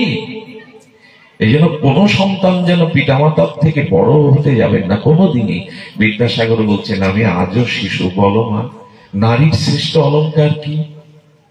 তখন বলছেন, দেখ 10-এর মধ্যে একজন যদি হয় না, তবে সেই শ্রেষ্ঠ সন্তানই হলো নারীর শ্রেষ্ঠ অলংকার। সেটা ভুলে গেছে, আমরা ভুলে গেছি। এই জন্য এরপরে হলো সংস্কার গর্ভধান। গর্ভধান মানে গর্ভে থাকাকালীন গর্ভধান, অর্থাৎ গর্ভে সন্তান গ্রহণ করা হলো, এটা নিয়ম আছে জানেন। রাতের 4টে প্রবেশ, কথাগুলো বাইরে বলতে নেই, কিন্তু আজকে সময় এসেছে বলবার, কেন জানি না বলতে মন চাইছে। রাতের 4টে প্রহর, তাই না? 6টা থেকে 9টা, 9টা থেকে 12টা, 12টা থেকে 3টা, 3টা থেকে 6টা। প্রথম প্রহরে যে সন্তানের জন্ম হয় তারা কি হয়? তারা রোগগ্রস্ত হয়, বিকলাঙ্গ হয়। রাত 9টা থেকে 12টার মধ্যে যাদের জন্ম হয় তারা হয় অলস, অকর্মণ্য। আর 12টা থেকে 3টের মধ্যে যাদের জন্ম হয় তারা পরিশ্রমী হয় বটে, কিন্তু 3টে বা 3:30 ব্রাহ্ম মুহূর্তে যাদের জন্ম হয় এরা খুব সাত্বিক প্রমাণ হয়, এরা খুব সাত্বিক প্রমাণ হয়। ওই সময়টা দেখবেন ভোরবেলা ব্রাহ্ম মুহূর্তে চারিদিকে বাতাবরণটা খুব স্নিগ্ধ থাকে। এবং একটা মহাবাণী ঠাকুর অনুকূল চন্দ্র বলে গেছেন, খুব মার্মিক বাণী, রতিকালে উদ্দীপনী শুভ সম্বেক প্লাবন ছাড়া নারীর মনের বিপাক যেমন সন্তান পায় তেমনি ধারা। সন্তান গ্রহণের সময় ওই নারীর মনের যেমন ভাব, যেমন স্তর, সে স্বামীকে যে রূপে গ্রহণ করছে তৎ অনুযায়ী একটা জীবাত্মা গর্ভে প্রবেশ করে। এই জন্য একই মার গর্ভে কোনো ছেলে কালো হয়, কোনো ছেলে পরিষ্কার হয়, কোনো ছেলে সুষ্ঠ হয়, কোনো ছেলে দুষ্ট হয়, কেন? একই গর্ভ, একই পিতার ঔরসে। কারণ ওই সন্তান গ্রহণের সময় মার ভাবনাটা, স্ত্রীর ভাবনাটা স্বামীর প্রতি যেমন ছিল, রতিকালে উদ্দীপনী শুভ সম্বেগ প্লাবন ছাড়া নারীর মনের বিপাক যেমন সন্তান পায় তেমনি ধারা। হাজারটা শুক্রাণুর মধ্যে একটা ধাতুর মধ্যে, এক বিন্দু ধাতুর মধ্যে হাজারটা শুক্রাণু থাকে। মা স্বামীকে ওই সময় যেরূপ ভাবে গ্রহণ করছে, ওই অনুযায়ী শুক্রাণুটা তার ভিতরে প্রবেশ করে, ঠিক ওই অনুযায়ী। শুভ সম্বেগ প্লাবন ছাড়া ওই সময় নারীর মনে যদি শুভ চিন্তা না থাকে, শুভ ভাবনা থাকে, স্বামীর প্রতি শ্রদ্ধা না থাকে, ওখানে সুসন্তান আসবে। একে বলে গর্ভধান। আর শ্রীমন্ত নায়ন আছে। 4টে সংস্কার পৃথিবীতে আসার আগে। শ্রীমন্ত নায়ন কোনটা? না, শ্রীমন্ত নায়ন হলো, সেটি হলো সীমান্ত উন্নয়ন। না, আমার বলা ভুল হচ্ছে, এটা সীমান্ত উন্নয়ন। সীমান্ত উন্নয়ন মানে 4 মাস গর্ভে সন্তান থাকাকালীন মায়েদের শীতে উল্টে দেওয়া বলে বাংলায়। শীতে উল্টে দেওয়া মানে খুব মার্মিক কথা, শোনো মায়েরা, শিক্ষা দেবে মেয়েদের যারা আছে। কি হয় শাস্ত্রের? সীমান্তনয়ন মানে শীতে উল্টে দেওয়া। শীতে উল্টে দেওয়া মানে উন্নয়ন করা। শীতের উন্নয়ন মানে কি? 4 মাস সন্তান গর্ভে আসার সময়ে একটি মাকে তপস্বিনী হতে হবে। অর্থাৎ আর সে বিয়ে বাড়িতে যাবে না, হই হুল্লোর উৎসবে যাবে না, টিভি দেখবে না, অমেত্য খাদ্য খাবে না, সাজগোজে রত হবে না, বিয়ে বাড়ি উৎসবে যাবে না। ওই দিন থেকে শুরু হবে তার অন্তর্মনা তপস্যা, হরিনাম, সদ্গ্রন্থ পাঠ এবং অন্তর্মনা গীতা ভাগবত পাঠ। এই জন্য দেখবেন মা সীতার কোনো দোষ থাকে কি? সূর্যে কখনো অন্ধকার নামে? সীতাকে রামচন্দ্র রঘুপতি 5 মাস গর্ভবতী সীতাকে বনবাস দিলেন কেন? অনেকে এই নিয়ে প্রভুকে উক্তি করে, প্রভু গর্ভবতী মা জানো কি, জগল্লোক কি, তাকে বনবাসে পাঠালে কেন তুমি?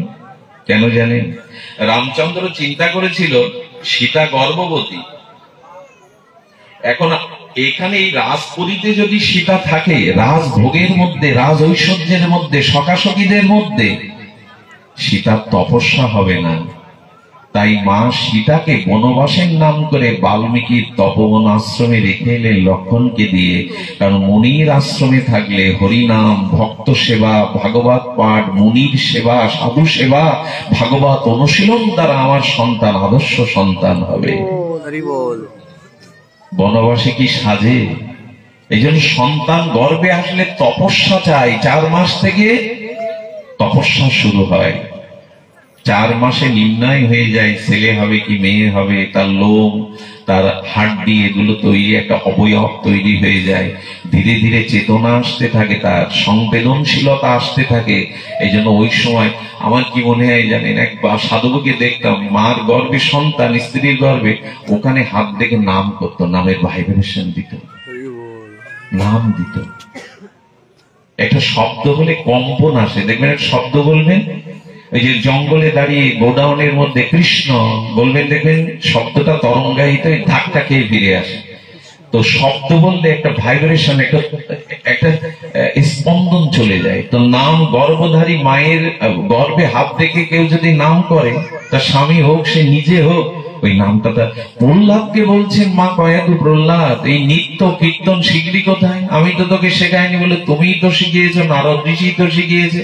বলে 7 মাস আমি যখন গর্ভে নারদ ঋষির আশ্রমে, তখন ওখানে শ্রবণ কীর্তন শুনতে, আর আমি গর্ভ থেকেই শুরু করে দিয়েছি নাচা গাওয়া কীর্তন, ওখান থেকেই শুরু করে দিয়েছি। এই সংস্কার গুলো আমরা জানিই না পালন করা, তো পড়ে বড় 100-র মধ্যে 10 জন হয়তো জানে বা সন্দেহ আছে, জানি। পরে মাথাকুটি কি হবে? যে ছেলেটা গাঁজাখোর হয়ে গেল, নেশাখোর হয়ে গেল, ধর্ম ত্যাগ করে, পরে মাথাকুটি কি হবে? আরেকটা জিনিস শাস্ত্র বলেছে, সেটি হলো, আমি এই ব্যাখ্যাটা আসলো এই কারণে, এই গারস্থ আশ্রমে সুসন্তানের আজ বড় প্রয়োজন। সুমানুষের পৃথিবীতে 850 কোটি প্রায় মানুষ, কিন্তু আজ চারিদিকে যুদ্ধ বিগ্রহ, পৃথিবী অশান্ত। তার কারণ ভালো মানুষের সংখ্যা কমে গেছে, আদর্শবান মানুষ আজ পৃথিবীতে খুবই কম। ওই যে বললাম, এক জানেন রাতের সূর্য চন্দ্র, আর রাতের প্রদীপ চন্দ্র, দিনের প্রদীপ সূর্য, আর বংশের প্রদীপ সুসন্তান। বংশের প্রদীপ সুসন্তান, বংশের প্রদীপ সুসন্তান। এই জন্য আদর্শবান সন্তানের দ্বারা তপস্যা চাই, সাধনা চাই, মুখের কথায় আসবে না, কাম কামনার দ্বারা আসবে না। সিনেমা দেখে, টিভি দেখে যদি সন্তান জন্ম দেয়, ওই ছোটবেলা থেকে কারো চোখ মুখ তুলে নেবে। ওই যে মারামারি দেখেছেন, ওই ভাবটাও পেয়ে অনেক বাচ্চা দেখবেন চুল ছিঁড়ে নেয়, কারো চোখ তুলে নেয়। এই স্বভাবগুলো পেয়েছে ওখান থেকে। একবার এক আমেরিকান দম্পতি জন্ম দিল, যে এত সুন্দর দেখতে তাদের স্বামী স্ত্রী, কিন্তু ছেলেটা হয়েছে ঘোড়ার মতো মুখ। কি অদ্ভুত কিংবা দেখাতে, তারা সহ্য করতে পারে না। এই ছেলেকে মনে হয় বিষ খাইয়ে মারি। মনোবিজ্ঞানীর কাছে গেল, গিয়ে বললেন, আচ্ছা এর জন্ম হয়েছিল যে ঘরে, ওই ঘরে কোনো ছবি আছে আপনার? এটা মনোবিজ্ঞানী তো। বলে, হ্যাঁ, আমি ঘোড়াকে খুব ভালোবাসি, ঘোড়ার ছবি চারিদিকে টানানো ছিল। ওই যে জন্মদান কালে ওই দিকে লক্ষ্য গেছে, ওইরূপ ভাব আসাতে ওর মধ্যে বিকৃতি। এর সব থেকে প্রমাণ মহাভারত। বেদব্যাস যখন অম্বালিকা দাসীর গর্ভে সন্তান সঞ্চার করলেন, ব্যাসদেব বলে দিলেন, এ ভয়ে জড়সড় হয়েছিল, এর গর্ভে যে আসবে সে পাণ্ডব। পাণ্ডব এরকম একটু জড়সড় কালো রং ছিল, আর ভয়ে অন্ধ হয়েছিল অম্বালিকা, তাই বললেন ওর গর্ভে যে আসবে সে অন্ধ হবে, ধৃতরাষ্ট্র। আর ওই বাড়ির দাসী যে ভগবতমুখী ছিল, আদর্শ তপস্যার দ্বারা গ্রহণ করেছিল বলে, এর দাসী হলে কি হবে, এর গর্ভে আসবে মহামতি বিদুর। তো সন্তান গ্রহণের সময় যে কোনো ভাবনাটা, ওইটা মহাভারতে কি নেই বলুন তো? রামায়ণ মহাভারত। কালকেও বলছিল যে এগুলো তেলা পোকায় খাচ্ছে। অনেকেই বাড়ি দেখবেন আলমারিতে গ্রন্থ ভর্তি করা, কেন জানে? বাড়ি এসে যেন লোক দেখে আমি সাহিত্য প্রেমী, আমি গ্রন্থ প্রেমী, আমি বাড়িতে একটাও পড়ে না খুলে। ওগুলো সব তেলা পোকার ইঁদুরে রস খেয়ে যায়, আর আমরা হই নিরস। গীতায় তুলসী পাতা দিতে দিতে মাঝে মাঝে রোদ দেয়, ভিজে গেছে পৃষ্ঠা, ওটা লাল কাপড়ে মুড়িয়ে রেখে দিয়েছে, পড়ে না। শুধু ভক্তগণ, এই জন্য সুসন্তান বড় প্রয়োজন। এই জগতের কল্যাণের জন্য ভালো মানুষের বড় প্রয়োজন। আমাদের দেশে হবে সেই ছেলে কবে, কথাই না বড় হয়ে কাজে বড় হবে। এখন শুধু এগুলো আওলাতে হয় বলি। যুবকদের কি দুর্দশা দেখবেন, এখানে কোনো যুবক নেই।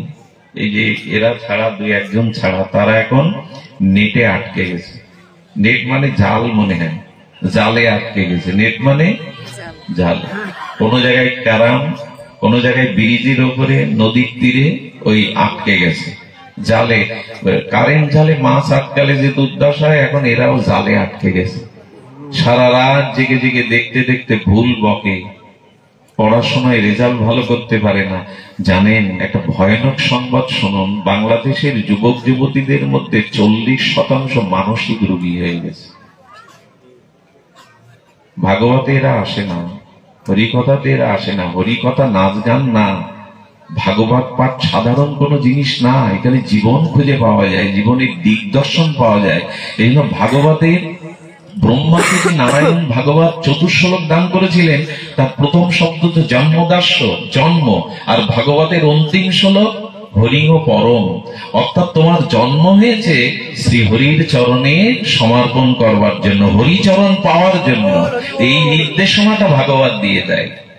জন্ম হয়েছে, লক্ষ্য হলো নাম সংকীর্তনং যস্য সর্বপাপ প্রণশনম প্রণম দুঃখ সমানস্তান হরিং পরম। জন্ম হয়েছে হরির চরণ পাওয়ার জন্য, সেই লক্ষ্য আছে। এইটাই ভাগবত শুনতে হয় জন্য। যাই হোক, আদর্শ সংসারী হতে গেলে আদর্শ দম্পতি হতে হবে। যারা বিবাহ করেননি, করবেন, সন্তানাদি বিয়ে দেবেন, দয়া করে শুনতে বলছি। যদি বলেন বিল্লমঙ্গল এইসব বলছো কেন আজ, এগুলো ভাগবতের বাইরে না, এগুলো আলোচনার বাইরের বিষয়বস্তু না। ভগবান শঙ্কর দেখিয়েছে আদর্শ দম্পতি কাকে বলে। আপনারা জানেন, পার্বতী শিবের গলায় মালা দিতে গিয়ে শিব ঠাকুর তাকায়নি, ব্রহ্মার কাছে গিয়ে বলেছিল যে কেন গ্রহণ করছেন না? বললেন, তোমার ভিতরে এখনো বাসনা আছে, কামনা আছে, শিব ঠাকুর গ্রহণ করবে না, যাও তপস্যা করো। তপস্যা করে রিপুকে জয় করো। বিবাহ মানে কাম উপভোগ না, কাম জয়। খুব মার্মিক কথা। আমাদের কদ্দব ঋষি ভাগবত চরিত্রে বলেছেন বিবাহ কাকে দিতে হবে। উনি কদ্দব ঋষি, বুড়ো হয়ে গেছে, দাড়ি পেকে গেছে, তপস্যা করছেন, তাকে মেয়ে দেয়া হলো। ভাগবত চরিত্রে দেখাচ্ছে, আজকে দেখায় কে কত চাকরি, কার কত বেতন বেশি, বা কে কত এ পাশ থেকে বেশি বেতন পায়। এ পাশ মানে বুঝতে পেরেছেন, ঘুষ ঘাস বেশি পায়। ছেলে দেখতে গেলে এটাও বিবেচনা করা হয়, শ্বশুর শাশুড়ি নেই তো, ননদ নদী নেই তো। কত বড় যে ক্ষতি করে দিচ্ছেন তা জানেন না। শাসন করার যদি কেউ না থাকে, ভুল ধরার যদি কেউ না থাকে, সব গোল্লায় যাবে। সবকিছু পেলে জীবন নষ্ট হয়। মাঝে মাঝে ভুল ধরাবার মানুষও সামনে থাকতে হয়। আমি এক পাঠে বলেছিলাম, আমরাও তো শিশুকাল ফেলে এসেছি, আমরা এত হিংস্র ছিলাম না ছোটবেলায়। কেউ মারলে কাঁদতে কাঁদতে বাবাকে মাকে গিয়ে বলতাম মেরেছে, তাকে উল্টে মারতাম না। তো এখন ছেলে মেয়েরা এত হিংস্র হয়ে গেছে, মারামারি, এর চোখ ফাটিয়ে দিচ্ছে, একে লাঠি দিয়ে পিটাচ্ছে। কেন জানেন? এদের এত রাগ কেন, হিংস্র কেন?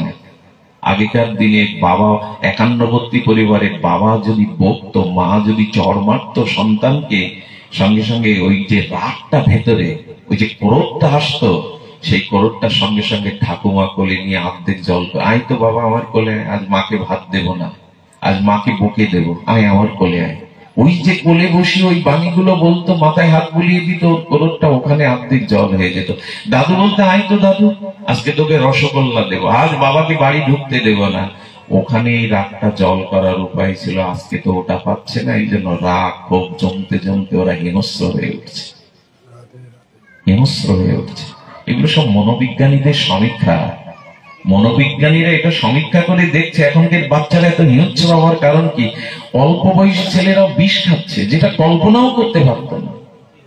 মোটর সাইকেল দিল না, বিষ খাও। এদের ভিতরে ওই যে সিএল থাকবে, শুধু ছেলে আর বউ, আর কেউ থাকলে হবে না। অভিশাপ জন্ম দিচ্ছে আমাদের। তো যাই হোক, আদর্শ সংসারী যদি কেউ হতে চান, পৃথিবীর শ্রেষ্ঠ আশ্রম গারস্থ আশ্রম, ব্রহ্মচর্য বানপ্রস্থ সন্ন্যাস আশ্রমের জননী গারস্থ আশ্রম। মানা হলে কিছু হয় না। আপনারাই দেন বলেই তো মঠ মন্দির চলে, সাধু সন্ন্যাসীদের চলে, আপনারাই দেন বলেই চলে। এই আশ্রমই শ্রেষ্ঠ। তো সেই আশ্রম কাকে বলে? যাকে কেন্দ্র করে সৎ শ্রমের দ্বারা শান্তি বজায় থাকে তাকে বলে আশ্রম। যাকে আশ্রয় করে সৎ শ্রমের দ্বারা যেখানে মানুষ শান্তিতে থাকে তাকে বলে আশ্রম। তো সংসার আশ্রমটা আজকে আদর্শ দম্পতি, আদর্শ সংসার গড়ার পেছনে স্বামী স্ত্রীর দাম্পত্য জীবনটা কেমন হবে, ভগবান শঙ্করের মহিমায় আমরা একটু বলে পাঠ বিশ্রাম করবো। শুনুন, ভগবান শঙ্কর প্রথমে বলেছেন, চারটি গুণ যদি তুমি ধারণ করতে পারো, মনন করতে পারো, তুমি যদি এটা জীবনে গ্রহণ করতে পারো, তোমার জীবন অবশ্যই শিবময় হয়ে উঠবে, তোমার জীবন অবশ্যই আনন্দময় উঠবে। গার্হস্থ্য আশ্রমে তুমি সার্থক পিতামাতার, আদর্শ পিতামাতার হতে পারবে এবং তোমার জীবন হবে অনন্য। আর দাবাগ্নি জ্বলবে না, আর ভবমহা দাবাগ্নিতে ঘর জ্বলবে না। তার প্রথমে হলো কি, স্বামী স্ত্রীর মধ্যে এই চারটি সম্পর্ক থাকতেই হবে। অন্তরে লিখে নিন, একটু আমরা একটু গ্রহণ করব। আমি এই পাঠ কখনো করি না, পাঠ করি এক ধারায়, আজকে কেন জানি না এটা স্মরণে এলো। প্রথমেই বলছেন কি, ভগবান শঙ্কর যখনই সময় পেতেন মাতা পার্বতীকে কোলের উপরে বসিয়ে রাখতেন। কথা কেমন শোনালো না? বউকে কোলে করা শোনালো কিনা? এমনকি উনি যখন যোগীন্দ্র মনীন্দ্র ব্রহ্মশিগণের মধ্যে ভাগবত পাঠ করতেন তখনও পার্বতীকে কোলে নিতেন। আচ্ছা, কোলে কে কাকে নেয়? সন্তানকে মা কোলে নেয়। কাকে কোলে নেওয়া মানে প্রগাঢ় ভালোবাসা জানান দেওয়া। কাকে কোলে নেওয়া মানে প্রগাঢ় নিবিড় ভালোবাসাকে জানান দেওয়া। ভগবান শঙ্কর বললেন, যাকে স্ত্রী রূপে পেয়েছ, যদি সহধর্মিনী করতে চাও, যুগল সেবা করতে চাও, তাকে খুব ভালোভাবে ভালোবাসো, স্ত্রীকে প্রগাঢ় ভালোবাসো। আমাদের ভগবানদের স্ত্রীদের প্রতি ভালোবাসা শুনলে আপনার মাথা খারাপ হয়ে যাবে। মাথা খারাপ হয় কই জানি না তো। রামচন্দ্র সীতামাকে হারিয়ে কাঁদছেন, হরিণ গুলোকে বলছেন বলতে পারো আমার সীতা কোন পথে গেছে। বৃক্ষগুলিকে বলছে তোমরা বলতে পারো বৃক্ষ আমার সীতা কোন পথে গেছে। রামচন্দ্র কাঁদছেন সীতা হারিয়ে। লক্ষ্মণ বলছেন প্রভু এ কি করছেন? আপনি চক্রবর্তী সম্রাট দশরথের তনয় রঘুপতি রামচন্দ্র, হাজার সীতা আপনাকে বরণ করবে। লক্ষ্মণ এ কথা কোনোদিন যদি বলো তবে আমার চরণে তুমি থাকতে পারবে না। তুমি জানো সীতা আমার কি? আমি যখন রোগ শয্যায় থাকি তখন ভগ্নের মতো সীতা আমাকে বোনের মতো সেবা করে। ভাইকে বোন যেমন রোগশয্যায় সেবা করে, আমি যখন সেবা করতে বসি তখন সীতা আমার স্ত্রী না মা হয়ে আমাকে সেবা করে। আমি যখন শয্যায় যাই তখন শয্যা সঙ্গিনী হয়ে সে আত্মিক আনন্দ আমাকে দান করে। আমি যখন জীবন কোন সংকটে পড়ি, রাজনৈতিক সংকটে, শ্রেষ্ঠ মন্ত্রীর ন্যায় সীতা আমাকে বুদ্ধি প্রদান করে। শুনে রাখো লক্ষণ, সীতা উদ্ধার না হলে বনবাস থেকে আমি কোনোদিন অযোধ্যায় ফিরে যাব না।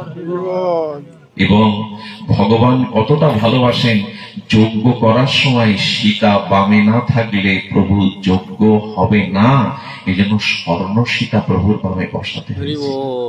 কতটা মর্যাদা দিয়েছেন। নারী ভোগের বস্তু না, উঠতে বসতে গালি দেওয়ার বস্তু না, শয্যায় ভোগের বস্তু কামের বস্তু নারী না। নারী ত্যাগের মূর্তি, নারী আদর্শের মূর্তি। নিজের স্ত্রীকে যে পুরুষ ভালোবাসতে পারে না, কখনো সুসন্তান, কখনো গার্হস্থ্য আশ্রম, কখনো সেটাকে সহধর্মিণী করতে পারবে না। শুনুন, যে পুরুষের অত্যাচারে নারী গোপনে চোখের জল ফেলে, ওখানে দেবতার অভিশাপ এসে ওই ঘর পুড়িয়ে দেয়, দেবতারা অভিসম্পদ দেয়। যাকে অগ্নি সাক্ষী করে, ব্রাহ্মণ সাক্ষী করে সুখ দুঃখের সাথী রূপে এনেছেন, ভালোবাসা চায়, ভালোবাসা চায়। পার্বতীকে কোলে নিয়ে ভাগবত পাঠ করছেন, তার মানে কি? তার মানে এতটা ভালোবাসেন তাকে যে তাকে কি করেছেন? কোলে নেওয়া মানে ভুল ব্যাখ্যা করবেন না, কোলে নেওয়া মানে প্রগাঢ় ও নিবিড় ও ভালোবাসতে হয়। ভালোবাসা দিবেন না, ভালোবাসা চাইবেন, এটা কি করে হয়? এই জন্য দয়া করে নিবেদন করব, একটা অভিশাপ সমাজে দেখা দিয়েছে, আমি জানি না, সমাধান আমার হাতে নেই। সেটা হলো, এক স্ত্রী ধরো, রামচন্দ্রের কাছে সেজে গুজে শূর্পণখাও গিয়েছিল, তোমাকে দেখলে বরণ করতেই তো ইচ্ছা করে। শূর্পণখা গেল, ভাগবত কিশোর গোস্বামী পাত্তা খুব সুন্দর করে বলেন, নাক সরু, হাতে নখ পালিশ, হাতে যারা নখ রাখে, আমাদের প্রাতঃস্মরণীয় বন্দনীয় চরণ রাধাকুণ্ড তটাশ্রয়ী শ্রী বৈষ্ণব পদ বাবাজি মহারাজ, উনি বললেন নখ রাখাটা রাক্ষসী সভ্যতা। আমি এই কথা বলাতে ইন্ডিয়ায় কয়েকটা মায়েরা নখ কাটা, নখ রাখাবো, এক মা কল করে বলছে, বাবা কি পাঠ করেছেন, আমার মেয়ে আর নখ রাখে না। যা কাজে লেগেছে একজনের। রাক্ষসদের হাতে এইসব থাকে, বড় বড় নখ। নখ কারো হাতে থাকলে বড় বড়, জানবেন কোনো না কোনো দিন আপনার দ্বারা কারো প্রতি হিংসা হবেই হবে। কোনো না কোনো দিন কোন প্রাণীর প্রতি এগুলো হিংসার প্রতীক। বাঘ ভাল্লুকেরই থাকে, যারা প্রাণীকে ছিঁড়ে ছিঁড়ে খায়, শিকার ধরার জন্য ওগুলো বিধাতা তাদের দিয়েছেন, ওগুলো তাদের কাটতে বলেনি। তো বলছিলাম যে এই যে রাক্ষসী সভ্যতা, এই রাক্ষসী সভ্যতায় শেষ করে দিল। দেখুন শাস্ত্রে বলেছে যে শূর্পণখাকে দেখে রাম বলেছিল, এক পত্নী ধরো আমি এক সীতা ছাড়া। শূর্পণখা যত রামের দিকে তাকায়, সুন্দরী বেশে গেছে, সুন্দরী মানে বিউটি পার্লার থেকে গেছে। এখন তো বিউটি পার্লার পাওয়া যায়, এমন যেন সব ঢাকা যায়। তো ও বিউটি পার্লার থেকে গেছে সেজে, তো রামের দিকে যতবার তাকাচ্ছে শূর্পণখা, রাম তাকাচ্ছে সীতার দিকে। যতবার শূর্পণখা তাকাচ্ছে তো সুন্দরী বেশে গেছে, রাম ততবার কি সংকেত দিচ্ছে? ঘরে যে রূপ স্ত্রী আছে, অন্য বিশ্ব সুন্দরীও যদি সামনে আসে, তোমার স্ত্রীর দিকেই তাকাও, আর কারো দিকে তাকিও না। কিন্তু কথাটা কত বড় কথা।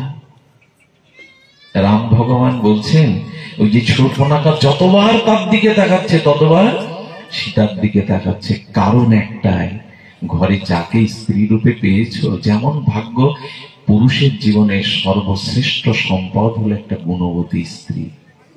1000 বিঘে সম্পত্তি থাকলেও সে পুরুষ হার্ট অ্যাটাক করে মারা যাবে, তার স্ত্রী যদি অনুগামিনী না হয়। আমাদের হার্টটা সবলতা ভগবান অনেক দিন দিয়েছেন, 100 বছর, নষ্ট হচ্ছে ওই আঘাতে আঘাতে, অবিশ্বাস, আঘাত, যন্ত্রণা, হার্টের কার্যক্ষমতা কমে যাচ্ছে, স্ট্রোক হয়ে অনেকেই মারা যাচ্ছে। এই জন্য আমি বলবো, বাবাজি যারা আছেন, একটা অভিশাপ ভর করেছে এখন, সেই অভিশাপটা নিজের স্ত্রী থাকতে অন্য কারো দিকে দৃষ্টি দেওয়া। এটা যে কত বড় ভয়ানক পরিস্থিতি জগতে সৃষ্টি করেছে, আরো করবে। আমার মনে হয় পৃথিবীতে এখন প্রকৃতি বিপর্যয় কেন জানেন? এই যে সুনামি আগে শুনেছেন, কোভিড শুনেছেন, এসব রোগগুলো কেন আসছে? বিধাতা এমন এমন রোগ পাঠাচ্ছে প্রকৃতিতে, তার অ্যান্সারও ডাক্তাররা গবেষণা করেও পাচ্ছে না। এগুলো পাপেরই ভার। পৃথিবী বলেছিল আমার বুকের উপরে পর্বত আছে, হিমালয় আছে, আমি সব সহ্য করি, কিন্তু পাপীর সংখ্যা যখন বেড়ে যায়, বসুমাতা কাঁদে, বলে আমি আর ধৈর্য ধরতে পারছি না প্রভু, এ ভার আমি আর বইতে পারছি না। পুরুষদের উচিত যাকে পেয়েছেন তাকে নিয়ে জীবনটা কাটানো। যতবার রামের দিকে শূর্পণখা তাকায়, রাম ততবার সীতার দিকে তাকায়। জগৎকে বলে দিলেন স্ত্রীর দিকেই ওই এক পত্নী ধরো। রামচন্দ্র মর্যাদা তোমার নেই, তাহলে স্ত্রীকে খুব ভালোবাসতে হবে। তাকে শুধু ভোগের সামগ্রী যারা মনে করেছে তাদের সংসার হয়নি, তারা কারস্থাবলম্বী নয়, এবং ওই অভিশাপের ফলেই জন্ম নেবে দুঃশাসন, দুর্যাতন। একটি হলো স্ত্রীকে প্রগাঢ়। দেখেন মায়েরা কি চায় জানেন? খুব গোপন কথা বলে দিই, মায়েরা স্নেহটা বেশি চায় পুরুষের কাছে, আদর বা স্নেহটা বেশি চায়। আর স্নেহটা বেশি চায়, আর পুরুষরা মেয়েদের কাছে, মায়েদের কাছে আদরটা চাই বেশি। একটু ভালো মুখ, একটু ভালো মুখ, একটু ভালো ব্যবহার। তো বলছি মায়েদের একটা দুর্বলতা আছে ওইখানে, ওরা চিরকাল স্নেহটা খুব চায়। দেখবেন কোন নারীকে মা বলে ডাকবেন, ভেতরটা কেমন গলেই যাবে। পরিণামের কথা চিন্তা করবে না, কিন্তু গলে যাবে। তবে যে পুরুষের মনে দুরভিসন্ধি আছে, কামনা আছে, সে মা বলে ডাকলেও কিন্তু মা ডাক নিবেন না, বিপদ আছে তার মধ্যে। যে পুরুষের চিত্ত শুদ্ধ নয়, নারীকে দুর্বল করার জন্য ওইটা একটা অস্ত্র, মা বলে ডাকা। মা বললেই পার পাওয়া যায় না। এই জন্য যাত্রার মুখে মা ডাক শুনতে হবে এমন নয়। মা, আমাদের সমাজে একটা সমস্যা তৈরি হয়ে গেছে, আত্মীয় পাতানো, মাসি, পিসি, বোন। ভগবান বললেন সম্বন্ধ তো তোমার সাথে আর গুরুদেবের সাথে আমার। নতুন করে পিড়ে পাতি কি উপধর্ম তৈরি হয়েছে, যার 2 ছেলে, তার 2 ছেলের সাথে কাপড় দিয়ে দিয়ে পাতা। এইসব কি সম্পর্ক তৈরি হচ্ছে এখন? বিশেষত যুবকরা মা, মাসি, বোন পাতায়। পাতিয়ে কি করে জানেন? শুনুন খুব মন দিয়ে, এগুলো গবেষণার কথা। তারা কি করে, মা, মাসি, বোন পাঠিয়ে বিভিন্ন উপহার পাঠায় শুভ দিনে। উপহারটা পাঠায় আর ধীরে ধীরে তাদের গৃহে যেতে শুরু করে। যখন পুরুষরা বাড়ি থাকে না, আর গৃহে প্রথমত তার প্রশংসা করতে থাকে। নিজের বোনের কান ধরে টানে না, নাক টেপে না, কিন্তু পাতানো বোনের কান নাক টানে। ভেতরকার ও দুরসম্বন্ধী চরিত্রটা এভাবে প্রতিফলিত করতে চায়। আমাদের শাস্ত্র বলেছেন, নেগড়ে বাঘও এদের থেকে চরিত্রবান, পারো তো তাড়াতাড়ি ঝেঁটিয়ে বিদায় করো, নারে সামনে বিপদ আছে, সামনে বিপদ আছে। এই জন্য মা আপনাকে কেউ বলছে, দেখতে হবে তার লক্ষণগুলো। মা বললেই পার পাওয়া যাবে না, তার ভেতরের অভিসন্ধি, দুরসন্ধি থাকতে হবে। পৃথিবীতে সবাই আপন, সবাই নিজজন, কিন্তু তার মাপকাঠি হবে সাত্বিকতা। ভেতরে আদর্শ থাকতে হবে, সাত্বিকতা থাকতে হবে। তো স্ত্রীকে ভালোবাসতে হবে। তাদেরকে ভালোবাসতে গেলে তার ভিতরে গুণ দেখতে হয়, মহিমা দেখতে হয়, নাহলে ভালোবাসা তৈরি হয় না। গুণটা, আজকাল বিবাহ ব্যবস্থা নষ্ট হয়ে গেছে। এই যে মালা দান করে না, মাল্যদান, মাল্যদানের সময় বলা হয়েছে পুরুষ মনে করবে আমি দেবীকে দর্শন করছি, দেবীকে বরণ করছি, আর নারীটি মনে করবে আমি দেবতাকে বরণ করছি। দেবতার গলে দেবে মালা, এইসব এখন শেখানো হয়। শুভ দৃষ্টির সময় সে ভাববে এই প্রথম দৃষ্টিটা আমি এমন করে দেব যেন আমার জীবন দেবতা দাঁড়িয়ে আছে। শুভ দৃষ্টি প্রথমটা যদি সৎভাবে হয়, আদর্শের হয়, তাহলে ওই দৃষ্টির কল্যাণ হয়। কিন্তু এখন কি হয়, ছেলের বন্ধু বান্ধবী নিয়ে ওর মধ্যে একে আড্ডা হাসি ঠাট্টা করা হয়, সে মাল্যদান 7 পাকে ঘোরাটা আদর্শ নেই। কে এগুলিকে কারা সংস্কার করবে? বলে যায় দাদাজিকে সৌমুখ এইসব কথাগুলো বেশি বলবার, সমাজ ধ্বংস। আমরা কোথায় গিয়ে পাঠ করব যদি দুজন যুবককে না পাই, তিলক মালাধারী কোন সাধুকে না পাই? কাকে কাকে শোনাবো? এই জন্য প্রথম হলো কি বললাম, এই বাবা তুমি ওখানে দাঁড়িয়ে কথা বলো না, সরে যাও। কাউকে ডাকতে এলে আসতে ডাকো, ইশারায় ডাকো। কি বলছেন? বলছেন যে ভালোবাসতে হবে। দ্বিতীয় লক্ষণ কি? খুব মন দিয়ে শুনবেন, 4টে আমি একটা বলেছি। স্ত্রীকে কোলে বসাতেন মানে ভগবান শঙ্কর, মানে উনি বলছেন প্রগাঢ় ভালোবাসা। ভালোবাসাটা তিনি প্রমাণও করেছিলেন, সতী দেহত্যাগ করলে কি না করলেন ভগবান। এই দিন উনি যতটা কেঁদেছিলেন, ভগবান শঙ্কর জীবনে অত কাঁদেননি। সতীর দেহটা নিয়ে পাগলের মতো চোখের জল ফেলেছিলেন, ওই চোখের জল থেকে রুদ্রাক্ষ তৈরি হয়। এবং উনি পৃথিবী প্রলয় করছেন, সতীর দেহটা কাঁধে নিয়ে পৃথিবী প্রলয় করছেন। শেষে ভগবান দেখলেন শঙ্কর এত ব্যথা পেয়েছে, সতীহারা হয়ে তিনি ফণিহারা, সেই মণিহারা ফণির মতো, সাপের মতো কতটা ভালোবাসলে এটা করে ভগবান। যার শোক নেই, মোহ নেই, স্বয়ং ভগবান স্ত্রী হারিয়ে কাঁদছেন, উন্মত্ত নৃত্য করছেন, পৃথিবী প্রলয় করে দেব, সতী নেই তো পৃথিবী থাকবে না। কতটা ভালোবাসা হলে এটা হয়। আমি আগে দেখেছি অনেকে স্ত্রী হারায় স্মৃতিশক্তি লোপ পেয়েছে, অনেকে তার স্মৃতিটাও নষ্ট হয়ে গেছে। সতী ভক্ত মন্ডলী, এই জন্য ভালোবাসতে হবে, নকল ভালোবাসা না, ভেতর থেকেই ভালোবাসতে হবে, তবে গারস্থ বা দাম্পত্য জীবন আনন্দময় সুন্দর হবে। দ্বিতীয় হলো মস্তকে গঙ্গা প্রবাহিনী। শ্লোকটা আমার মনে আসছে না, কিন্তু তার শব্দটাই মস্তক মে গঙ্গা প্রবাহিনী। যদি আদর্শ দম্পতি, আদর্শ গৃহী হতে চান, তাহলে স্বামী স্ত্রী দুইজনের মাথায় গঙ্গা থাকতে হবে। কি থাকতে হবে? গঙ্গা। গঙ্গা কেন থাকতে হবে? গঙ্গা মাথায় থাকে। শিব ঠাকুরও মাথায় গঙ্গা ধারণ করেছেন। উনি সংকেত দিচ্ছেন গঙ্গা কে? গঙ্গা হলো হরির চরণচ্যুতা, শ্রীহরির চরণে চরণামৃত গঙ্গা। তা বললেন আর গঙ্গা থাকতে হবে কেন না? বললেন গঙ্গা জগতে প্রবাহিনী হয়েছে ভক্তি ধারা প্রবাহের জন্য। গঙ্গা হলো ভক্তির প্রতীক, গোবিন্দের চরণামৃত চরণচ্যুতা। এই জন্য গঙ্গা দর্শনে, গঙ্গা নামে, গঙ্গা স্পর্শনে, গঙ্গা স্নানে জীব ভক্তি লাভ করে, পবিত্র লাভ হয়, পবিত্রতা আসে। এই জন্য বললেন গঙ্গা মাতায় ধারণ করতে হবে। এই জন্য যে গঙ্গা হলো গোবিন্দের চরণের অমৃত, চরণচ্যুতা, মহাদেবের জটাজুট উদ্ভূতা। তার মানে স্বামী স্ত্রীর মাথায় ভক্তি থাকতে হবে। ভক্তির গঙ্গা যাদের মাথায় নেই স্বামী স্ত্রী, তারা আদর্শ স্বামী স্ত্রী হতে পারবে না, আদর্শ সন্তানের পিতামাতা হতে পারবে না। ভক্তিকে গঙ্গা বলা হয়েছে, অর্থাৎ স্বামী স্ত্রীর মস্তকে ভক্তি থাকতে হবে। ভক্তি মানে ভজন থাকতে হবে। কিছু মনে করবেন না। একদিন সপ্তাহে হোটেলে নিয়ে গেলাম, বেড়াতে নিয়ে গেলাম স্ত্রীকে, তাই না? এরকম যায় না?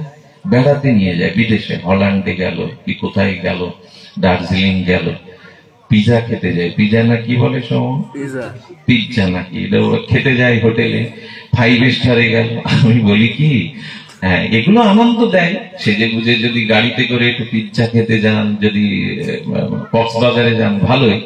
সাধুর সঙ্গে আসেন তো, স্বামী স্ত্রী একসাথে এখানে আসেন তো, তখন নাই। ওইখানে উচ্ছ্বাস আছে, আনন্দ আছে, সেজে গুজে গেলাম। বেড়াতে না গেলে আমার মুখ ভারী, দুইজনের মুখ ভারী। এ গেল না তো মুখ ভারী। না না, ভক্তির গঙ্গা মাথায় রাখতে হবে। স্বামী স্ত্রীর জীবনে যদি ভজন না থাকে, সব গোলাই গেল। আমি বলতে চাই, পৃথিবীতে এমন কোন পুরুষ সৃষ্টি হয়নি যে জগতের কামনা বাসনা এক নারীকে সে পূর্ণ করতে পারে। পৃথিবীর অধীশ্বর হলেও তার দ্বারা নারীর ইচ্ছা পূরণ করা সম্ভব না। আজকে এই শাড়ি চাইবে, এই গহনা চাইবে, এই এখানে যেতে চাইবে, পৃথিবীর কোন পুরুষের দ্বারা সম্ভব না। এটা একমাত্র সম্ভব ভক্তি বা ভজনের দ্বারা, ভক্তি বা ভজনের দ্বারা। আর কিছু সে চায় না। যদি ভজনটা ভেতরে দিতে পারেন, ভক্তিটা থাকে, তাহলে ওইখানে তার জীবনে স্বামী স্ত্রী একসাথে যখন হরিকথাতে আসে না, সকালে যখন একসাথে মঙ্গল আরতিতে ওঠে না, সন্ধ্যাবেলায় যখন একসাথে একটু কীর্তন করে না, পৃথিবীতে সব থেকে বড় স্বর্গীয় স্থান হলো ওটাই, সব থেকে বড় তীর্থ ওটাই। যখন স্বামী স্ত্রী প্রভাতে উঠে মঙ্গল আরতি দেয়, সকাল সন্ধ্যা একটু তো হাতে তালি করতাল দিয়ে স্বামী স্ত্রী এক জায়গায় বসে কীর্তন করে। আমি খুব ভাগ্যভালে এটা পেয়েছিলাম। নিজের কথা বলাটা আহম্মকি, তবু বলি, খুব ছোটবেলায় বাবা মা ভোরে উঠতেন এবং বাবা মা আমাকে কোলে বসিয়েই বাবা গীতা পাঠ করতেন। আমার সে স্মৃতিটা এখনো টানে। বাবা মার মাঝখানে ভোরবেলার ওই নির্মল পরিবেশে বাবা গীতা পড়ে পড়ে শোনাতেন, বুঝি আর না বুঝি।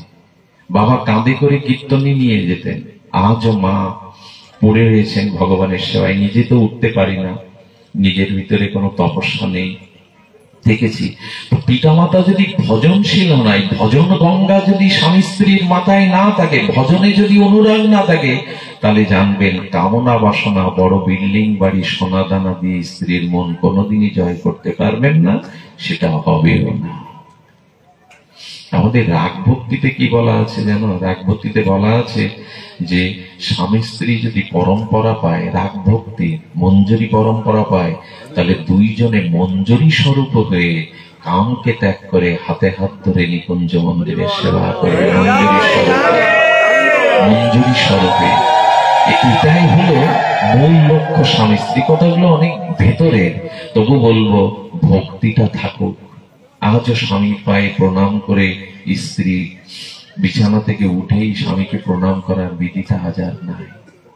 দেখুন, কোন স্বামী যদি দেখে ঘুম থেকে উঠে স্ত্রী তার পায়ে হাত দিয়ে প্রণাম করছে, সারা দিন তার প্রতি একটা শ্রদ্ধাবোধ তার থাকবে।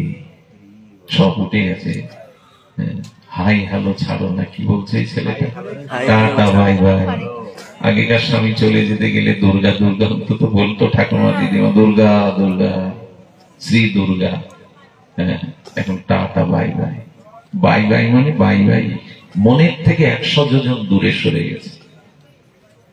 এগুলো আমাদের সংস্কৃতি না। আমি জানি বড় একটা পুকুরে একটা ঢেলা ছুড়লে ওর তরঙ্গটা কুল পর্যন্ত আসবে না, কুল ভাঙবে না। আমার কথাও তাই, কিচ্ছু কাজ হবে না। তবে কারো যদি কখনো কাজে আসে, কারো যদি কখনো, দায়িত্ব তো এটাই মানুষকে জানানো, যদি কারো কাজে আসে। এই জন্য স্বামী স্ত্রীর ভিতরে মস্তকে গঙ্গা থাকতে হবে। শিব ঠাকুর ওই জন্য রেখেছেন, ভক্তি থাকতে হবে। ভজন না থাকলে, ভক্তি না থাকলে, আপনারা জানেন যে বিভিন্ন চরিত্র মনে আসে, কিন্তু সময়ের অভাব। আমরা জয়দেব পার্বতীর কথা মনে আছে, কবীন্দ্র কবিকুল মুকুটমণি, হ্যাঁ, কৃষ্ণ ভক্ত চূড়ামণি, হ্যাঁ, এই যে বিল্লমঙ্গল গীত গোবিন্দের রচয়িতা। গীত গোবিন্দ লেখার জন্য উনি বসে আছেন, উনি চিন্তা করছেন, ধ্যান করছেন অজয় নদীর তীরের কেন্দ্রবিল্ল গ্রামে।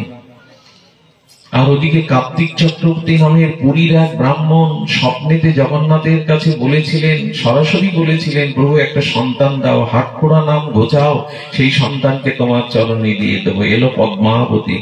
ষোড়শী পদ্মাবতীকে যখন ভগবান মনে করে দিলেন, কার্তিক চক্রবর্তী ও তোমার মেয়ে নয়, আমি পাঠিয়েছিলাম তোমার কলঙ্ক ঘোচানোর জন্য, তুমি ওকে আমার কাছে দিয়ে যাও। জগন্নাথের মন্দিরে গিয়ে বলল, পদ্মাবতী আমার নয়, ওকে জয়দেবের কাছে দিয়ে এসো। কেন্দ্রবিল্ল গ্রামে দেখে জয়দেব নদীর তীরে বিল্ল বৃক্ষে জপ করছে, ধ্যান করছে। পদ্মাবতীকে রেখে চলে গেল তার পিতা। সন্ধ্যাবেলায় যখন জয়দেব তার প্রিয় দেবতাকে প্রণাম করছে, প্রাণেশ্বরকে, তখন পদ্মাও প্রণাম করেছে জয়দেবের। কে তুমি? তুমি নারী হয়ে আমাকে কেন প্রণাম করছে? অধিকার তোমায় কে দিয়েছে? পদ্মাবতী হাত জোড় করে বললেন, আপনি কাকে প্রণাম করলেন? কেন? আমার জীবন ঈশ্বরকে, আমার প্রাণের প্রাণারামকে প্রণাম করেছি। বললো, তাতে যদি কেউ বাধা দিত আপনি কি বাধা মানতেন? আমার প্রিয় পরমকে প্রণাম করবো, আমি বাধা মানতে যাব কেন? বললো, আমিও আমার প্রিয় পরমকে জীবন ঈশ্বরকে প্রণাম করেছি, আমিও বাধা মানতে যাব কেন? এই একটা কথায় জয়দেব চিন্তা করেছিলেন, এ সাধারণ নয়, গ্রহণ করেছিলেন। সন্ন্যাসী জীবন চিন্তা করেও গ্রহণ করেছিলেন। স্বামী স্ত্রী ভজন করতেন, গীত গোবিন্দ লিখতেন, আর স্বামীকে না খাইয়ে পদ্মাবতী খেতেন না। তার জীবন দেবতাকেই সেই ভগবান স্বরূপ জীবন দেবতার মধ্যে দেখতেন। আর এর ফল হয়েছে কি জানেন? শুনুন, যে স্ত্রী জগৎপতিকে নিজের পতির মধ্যে দেখে ভজন করে, জগৎপতিকে নিজের পতির মধ্যে দেখে ভজন করে, সে আগে ভগবানকে পায়। তার প্রমাণ পদ্মাবতী। জয়দেব গীত গোবিন্দ লিখতে গিয়ে ওই পদটা লিখতে, দেহি পদপল্লব মুদারাম, এইটা লিখতে পারছে না যে রাধারানীর চরণ দোকানা গোবিন্দ মস্তকে ধারণ করার জন্য প্রার্থনা করছে। জয়দেব লিখতে পারছে না, তাড়াতাড়ি মাথায় তেল দিয়ে গঙ্গায় স্নান করতে গেল। গোবিন্দ জয়দেবের রূপ ধরে এলো। জয়দেবের রূপ ধরে পদ্মাকে বলছে, পদ্মা বসন দাও তো। আমার মনে পড়েছে গীত গোবিন্দের পদটা, যেটা অবশিষ্ট পদটা মনে পড়েছে। কাপড় বদলিয়ে ঠাকুর ঘরে গিয়ে গোবিন্দ জয়দেবের রূপ ধরে নিজেই লিখলেন, তমসি মম জীবনম তমসি মম ভূষণম জলদি মগ্নম সরখর মন্ডলাং দেহি পদ পল্লব। গোবিন্দ নিজে গীত গোবিন্দে লিখে গেলেন জয়দেবের রূপ ধরে। তাড়াতাড়ি ঠাকুর ঘর থেকে এসে গীত গোবিন্দ সমাপন করে এসে বলছেন, প্রসাদ দাও তো। আজ পদ্মাবতী প্রসাদ দিয়েছে। সেই প্রসাদ পাওয়ার পরে বললে, আমি বিশ্রামে চললাম। বিশ্রামে ঘরে যাওয়ার সাথে সাথে এদিকে জয়দেব এসে দাঁড়িয়ে দেখছে পদ্মাবতী আজ অন্ন পাচ্ছে, জীবনে যা দেখিনি। কারণ জয়দেবকে সেবা দিয়েই তার অধরামৃত পদ্মায় পেত। জয়দেব মনের ব্যথায় চোখে জল পড়ছে। পদ্মাবতীটা এমন ছিল না, তবে কি কথা রাখলো না? আগে খেয়েছে এই জন্য না, আমাকে না দিয়ে আজ নূতন করে খেতে বসেছে, এই দৃশ্য তো আমি কখনো দেখিনি। আগে খেয়েছে বলে তার ক্রোধ হচ্ছে না, কিন্তু একটা আদর্শ হারিয়ে যাচ্ছে, সাধনা হারিয়ে যাচ্ছে। কাঁদছে, বলছে, পদ্মে তুমি আমাকে প্রসাদ না দিয়ে একা প্রসাদ পাচ্ছ? বলে, কেন পরীক্ষা নিচ্ছ আমায়? তুমি তো স্নান করে এলে, গীত গোবিন্দ সম্পন্ন করলে, আমাকে প্রসাদ দিতে বললে, তুমি বিশ্রামে গেলে। বললেন, আমি তো আসিনি, আমি তো গঙ্গা স্নান থেকে আসলাম। পদ্মা তখন চোখে জল নিয়ে বলছেন, আমি কোন পরীক্ষায় ফেলেছি? তুমি কোন পরীক্ষায় ফেলেছ আমায় বিধাতা? আমার ঘরের স্বামী, বাইরের স্বামী, আমি কি উত্তর দেব এর?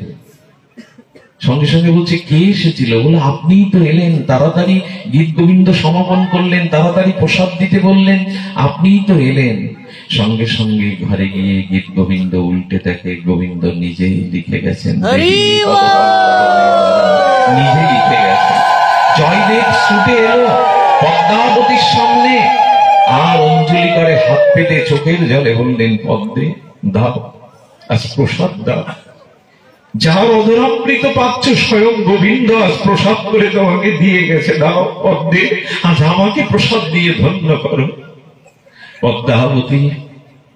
পদ্মাবতীর এই প্রাপ্তি কেন জানেন? স্বামীর মধ্যেই যারা জগৎ স্বামীকে দেখে তাকে শ্রদ্ধা ভজন করে, জগৎ স্বামী স্বামী রূপে প্রকট হয়ে তাকে দেখা দেয়, প্রমাণ তার। এই জন্য ভক্তিকে মাথায় রাখো। স্বামী স্ত্রী যদি আদর্শ হতে চাও, অর্থবিত্ত সাজগোজ ভোগ বিলাস এগুলো জীবনকে কারো স্থির করতে পারেনি, শান্তিময় আনন্দময় করতে পারেনি। ভক্তি একমাত্র আনন্দ। জগতে লক্ষ্য করো হরিশ্চন্দ্র শৈবা, জগতে চিন্তামণি শ্রীবৎস রাজা, যদি বিচার করো তাহলে দেখবো ভক্তি ছাড়া কোন স্বামী স্ত্রী জীবনে শান্তি পরিপূর্ণতা পায়নি। তাই দ্বিতীয় লক্ষণ হলো গঙ্গাকে, ভক্তিকে, ভজনকে মাথায় রাখা। তৃতীয় হলো শিব ঠাকুর আর একটা জিনিস মাথায় রেখেছেন, সেটা হলো সুধাকর চন্দ্র। মাথায় চাঁদ রাখতে হবে। চাঁদ মানে কি? চাঁদ মানে হলো সুধা যিনি বর্ষণ করেন, অর্থাৎ চন্দ্রের চন্দ্রিমা হলো শীতল। নিহার পড়ে না চাঁদে, শীতল। ওই সূর্যের তাপটা কেমন করে জ্যোৎস্না হয়ে শীতল আর স্নিগ্ধ অমৃত ধরায়, সুধা ধরায়। কর মানে দান, আর সুধা মানে অমৃত। যিনি অমৃত দান করেন তার নাম সুধাকর। সুধাকরের অর্থ হলো, চন্দ্রের অর্থ হলো শীতলতা। এইখানে কথাটা একটু মন দিয়ে নিতেই হবে। সেটি হলো, আমরা বিশ্রামের দিকে আসছি, নিতেই হবে এই কারণে, স্বামী স্ত্রীর মাথা ঠান্ডা থাকতে হবে, শীতল থাকতে হবে। এইটা আজ আর নেই। যদি দুজনের মাথা গরম হয় তবে রান্না করা সবজি সকাল পর্যন্ত পচে যাবে, কারো খাওয়া হবে না। দুজনেই যদি গরম হয় তাহলে ওই ঠান্ডা হওয়ার ওই যে সবজিটা রান্না না পরের দিন ফেলে দিতে হবে। আমি একটা কথা শুনেছিলাম, স্বামী স্ত্রীর রাগকে বাসি হতে দিতে নেই। মাথা যদি কারো গরম হয়, হতেই পারে আমরা মানুষ, তবে বাসি হতে দেবেন না, সকাল পর্যন্ত নিয়ে যেতে দেবেন না। ওই এক সকাল যদি হয় ওটা ওটা আপনার জীবনে ভীষণ একটা পরিণতি ডেকে আনতে পারে। এই জন্য ঠান্ডা রাখুন। ঠান্ডা রাখুন মানে লবণ দেইনি বলে ছুড়ে ছুড়ে দিলাম, সব লবণ দেইনি, কিস্তি খেউর গিয়ে সব ছুড়ে ফুড়ে ফেলে দিলাম, এদিকে ভাগবত শুনতে যায়, হরিকথা শুনতে যায়, ছুড়ে। আমি একবার পাঠ করেছি, 2 ঘন্টা পাঠ শুনেছি একটা জায়গায়। সেখানে যে বাড়িতে আমি প্রসাদ পাবো, ভদ্রলোকের বাড়ি সেই বাড়ির পাশে। আমি কয়েকবার বলেছি কথাটা, অদ্ভুত লেগেছে। আমি সেই বাড়ির দোতলায় প্রসাদ পাবো বলে উঠেছি, ওই ভদ্রলোক এসে দরজায় লাথি মারতে শুরু করেছে। 3 বার মাকে ডেকেছে, পরিশ্রম করে মায়েরা, ঘুমিয়েছে, সবার ঘুম তো সমান না। যখন ওঠেন কি বলবো, আমাদের এমন গালাগালি দিল উঠলে। আমি বললাম আমার পাঠ করা উচিত, আর কাল থেকে আমার পাঠই শুনে এসছে 2 ঘন্টা এই বেটা, আমার পাঠ করা উচিত। এই জন্য হরিকথা শুনে যদি মাথা গরম করে, ওই যে 2 জনের মাথা যদি গরম হয় না, ওখানে শান্তিও থাকবে না। দাম্পত্য জীবনে সব থেকে বড় এই খুঁটিনাটি গুলো জানেন। এক স্বামী লবণ দেয়নি স্বামী রান্নায়, সে দীর্ঘ না খেয়ে হাসি মুখে চলে গেছে। দেখুন শিক্ষাটা কিভাবে দিতে হয়। ওই মা যখন খেতে বসে বুঝে অন্যদিন রাগে যে ছেড়ে ছুড়ে ফেলে দেয়, কিছু বলেন, হ্যাঁ, সেই দিন তার প্রতি শ্রদ্ধা জন্মালো। লবণ তো সে স্বাদ পেয়েছেই, বললো না, তার মানে তার মধ্যে ধৈর্য আছে। আমারও উচিত এবার থেকে ধৈর্য ধরা, আমার উচিত একটু লবণ দেইনি, রান্নে দেরি হয়েছে, দেখবেন পৌরুষত্ব ওখানে ফলায়, পৌরুষত্ব ওখানে ফেলায়, কিন্তু অন্যায়ের প্রতিবাদ করার মতো পৌরুষত্ব তার বাইরে নয়, বইয়ের কাছে পৌরুষত্ব ফেলায়। এরা কি পুরুষ? এই জন্য দুজনের মাথাকে ভগবান শঙ্কর এমনি এমনি চাঁদ মাথায় রাখিনি। এগুলো কিছু সংকেত না, এগুলো আধ্যাত্মিকতার রাজ্যে মণিমুক্তার মতো। বলে মাথাকে ঠান্ডা রাখো, শীতল রাখো। যে ধৈর্যশীল নয় তার দ্বারা আদৌ সংসার করা। আমি নিজে খুব ক্রোধী, নিজের আগে আমি জানি ক্রোধ কতটা ক্ষত করে, জীবনে ক্ষতিগ্রস্ত করতে পারে। এই জন্য শান্ত রাখতে হবে। কি রাখতে হবে? শান্ত রাখতে হবে। 3টে বলা হলো। কি কি বলা হলো? প্রথমত ভালোবাসা, যে কোলে করে নেওয়া। দ্বিতীয়ত ভক্তি গঙ্গা, আর তৃতীয়ত শীতলতা। চতুর্থটা ভগবান শঙ্করের হলো আপনাকে সংসারে থাকতে গেলে নীলকণ্ঠ হতে হবে, মানে বিষটা ভেতরে বাইরে না, কণ্ঠে রাখতে হবে। খুব মার্মিক কথা, এটা বলেই আমি পাঠ ছাড়ছি। খুব সংসারে আপনার জন্য নূতন করে শান্তি তৈরি হবে না, আপনার জন্য সংসারে নূতন করে শুধু আপনার জন্য সংসার বৈকুণ্ঠ হবে না, স্বর্গ হবে না। কারণ স্বর্গেও যুদ্ধ আছে, স্বর্গেও দেবাসুর সংগ্রাম আছে। অর্থাৎ সংসারে বিষ আছে বেশিরভাগে। সমুদ্র মন্থনে কি উঠেছিল আগে? হলাহল বিষ উঠেছিল। এবং সংসারে বারানা, এমনকি 16 আনার মধ্যে বারানাই বিষ। অশান্তি, রোগ, শোক, জ্বালা মালা, অপমান, এগুলি আছে না। শঙ্কর বললেন কণ্ঠে যদি বিষ ধারণ করতে পারো, ধারণ করতে বলেছেন, কণ্ঠে ধারণ করতে বলেছেন। এই মান, এই যে অপমান, এই যে দুঃখ, এই যে দুর্দশা, এই যে রোগ শোক, এই যে যত কর্মফলের কারণে, প্রারব্ধের কারণে আমাদের জীবনে যে পরীক্ষাগুলো আসছে, ভগবান শঙ্কর বললেন কি ওগুলো ধারণ করো, ওগুলো গিলো না। অর্থাৎ বাইরের যে অপমান, বাইরের যে দুঃখ কষ্ট, ভেতরে ঢুকাতে যেও না। বিষ যদি লাঞ্চে চলে যায় তুমি নিজে শেষ হয়ে যাবে। দেখুন কি সংকেত দিচ্ছেন, বিষটা কণ্ঠে আছে, ভেতরে ঢুকলে, লাঞ্চে ঢুকলে কিন্তু সে মারা যাবে। আর বলছেন কি বিষ উদ্গীরণ করো না, ভেতরে প্রবেশ করিও না, মাঝখানে রেখে দাও, গলাতে রেখে দাও। মানে বিষ যদি বাইরে কারো দেন, বিষ মানে বোঝেন তো, মাঝে মাঝে মানুষ বলেন না ওর মুখে ওই যে এমন কটু কথা বলে, এমন কথা বলে, বলে ওর মুখে বিষ। তার মানে বিষটা, কটু কথাটা অন্যকে বলো না, নিজের ভিতরেও বিষটা একই মাটি দিয়ে যখন হুকো করবেন তখন হুকো নিজেও জ্বলে, আর যে টানে সেও মুখ জ্বালায়। ওই মাটি দিয়ে মাটির ঘট করবেন, দেখবেন ও শান্ত থাকবে জলে, ওর কাছে যে যাবে সেও শান্ত হবে। এই জন্য বললেন বিষ ধারণ করো, সংসারে সব তোমার মনের মতো কিছু হবে না। রোগ শোক অপমান যন্ত্রণা আছে, ব্যথা বেদনা আছে, শিবের মতো নীলকণ্ঠ হয়ে ধারণ করো। ভেতরে নিতে যেও না, বাইরে কাউকে বিষ দিতে যেও না। যদি নীলকণ্ঠ হতে পারো তখনই তোমাদের জীবনে আসবে শান্তি কল্যাণ। শুধু ভক্তগণ, আজ এইটুকুই। আমাদের জীবন, আমাদের সংসার আমাকেই গড়তে হবে, অন্য কেউ এসে গড়ে দেবে না। এই জন্য এই তপস্যা, এই সাধনা, এই ভাগবত, আমাদের প্রজ্ঞা, এগুলো নিতে হবে। আর সেই কথা বলতে হবে, নষ্ট মোহ স্মৃতিলব্ধা। প্রভু তোমার বাণী শ্রবণ করে আমার মোহ নষ্ট হয়েছে, করিষ্যে বচনং তব। আজ থেকে, এই মুহূর্ত থেকে আমি তোমার কথাই জীবন পথে একমাত্র পাথেয় করে চলবো, তোমার দেখানো পথেই আমি চলবো। তুমি হাত ধরে নিয়ে চলো সখা, আমি পথ চিনি না, তোমার পথেই চলবো। আজ এইটুকুই। যারা আয়োজন করেছে ভাগ্যবান, সারাদিন বৃষ্টি মেঘাচ্ছন্ন দিন, তবু আমাদের হরিকথার জন্য আজ আবহাওয়া যেটুকু কৃপা করেছে, না হলে এই অনুষ্ঠান সম্ভব ছিল না। আমি অবাক হয়ে গেছি দাদাজিকে দেখে, সৌমকে দেখে। আমি তো নগণ্য একজন নবদামার কীট, ওরা বড় বড় ভাগবত। খোকনদা কত দূর থেকে এসেছেন, আপনারাও কত চেনা মানুষ মুখগুলো, অরুণ দাদাজি, তারাও তাদের নিজের কাজ ফেলে এসেছেন। আমি ধন্য। এদের মতো প্রজ্ঞাবান, এদের মতো ভক্ত যদি যার পাশে থাকে, তার আর পতনের ভয় কি? সে আর পড়ে যাবে কোথায়? চারিদিকে যদি এরাই থাকে। আপনারা আশীর্বাদ করবেন, আপনাদের জন্যই আজকের অনুষ্ঠান। যারাই অনুষ্ঠানের আয়োজন করেছে তাদের জীবন কল্যাণময় হোক। সময় একটু বলতে তো ইচ্ছা করছে, বলবে কিছু? ওরে সর্বনাশ, আমাকে আগে কেন বলেন? সুবোধ দাদাজি যে আমাকে ক্ষমা করবেন। এরপরে কীর্তন আছে আমি জানি না বাবা, আমি কারোর সাথে এখানে যোগাযোগ করতে পারিনি। কীর্তনিয়া যারা আছেন নিজগুণে ক্ষমা করবেন, জানলে হয়তো আগেই ছেড়ে দিতাম। এনাদের পূর্ব অনুষ্ঠান সূচিতে পদাবলী কীর্তন আছেন শ্রদ্ধেয় সুবোধ দাদাজি, তিনি যেন ক্ষমা করেন আমায়। আমি বুঝতে পারিনি যে এরপরে অন্য কোনো অনুষ্ঠান আছে। তো যাই হোক, আমাদের সৌম্যর জন্য, দাদাদির জন্য, পাঠক বর্গদের জন্য, ভক্তদের জন্য একটু প্রার্থনা চেয়ে নিচ্ছি, কৃতজ্ঞতা জানাচ্ছি।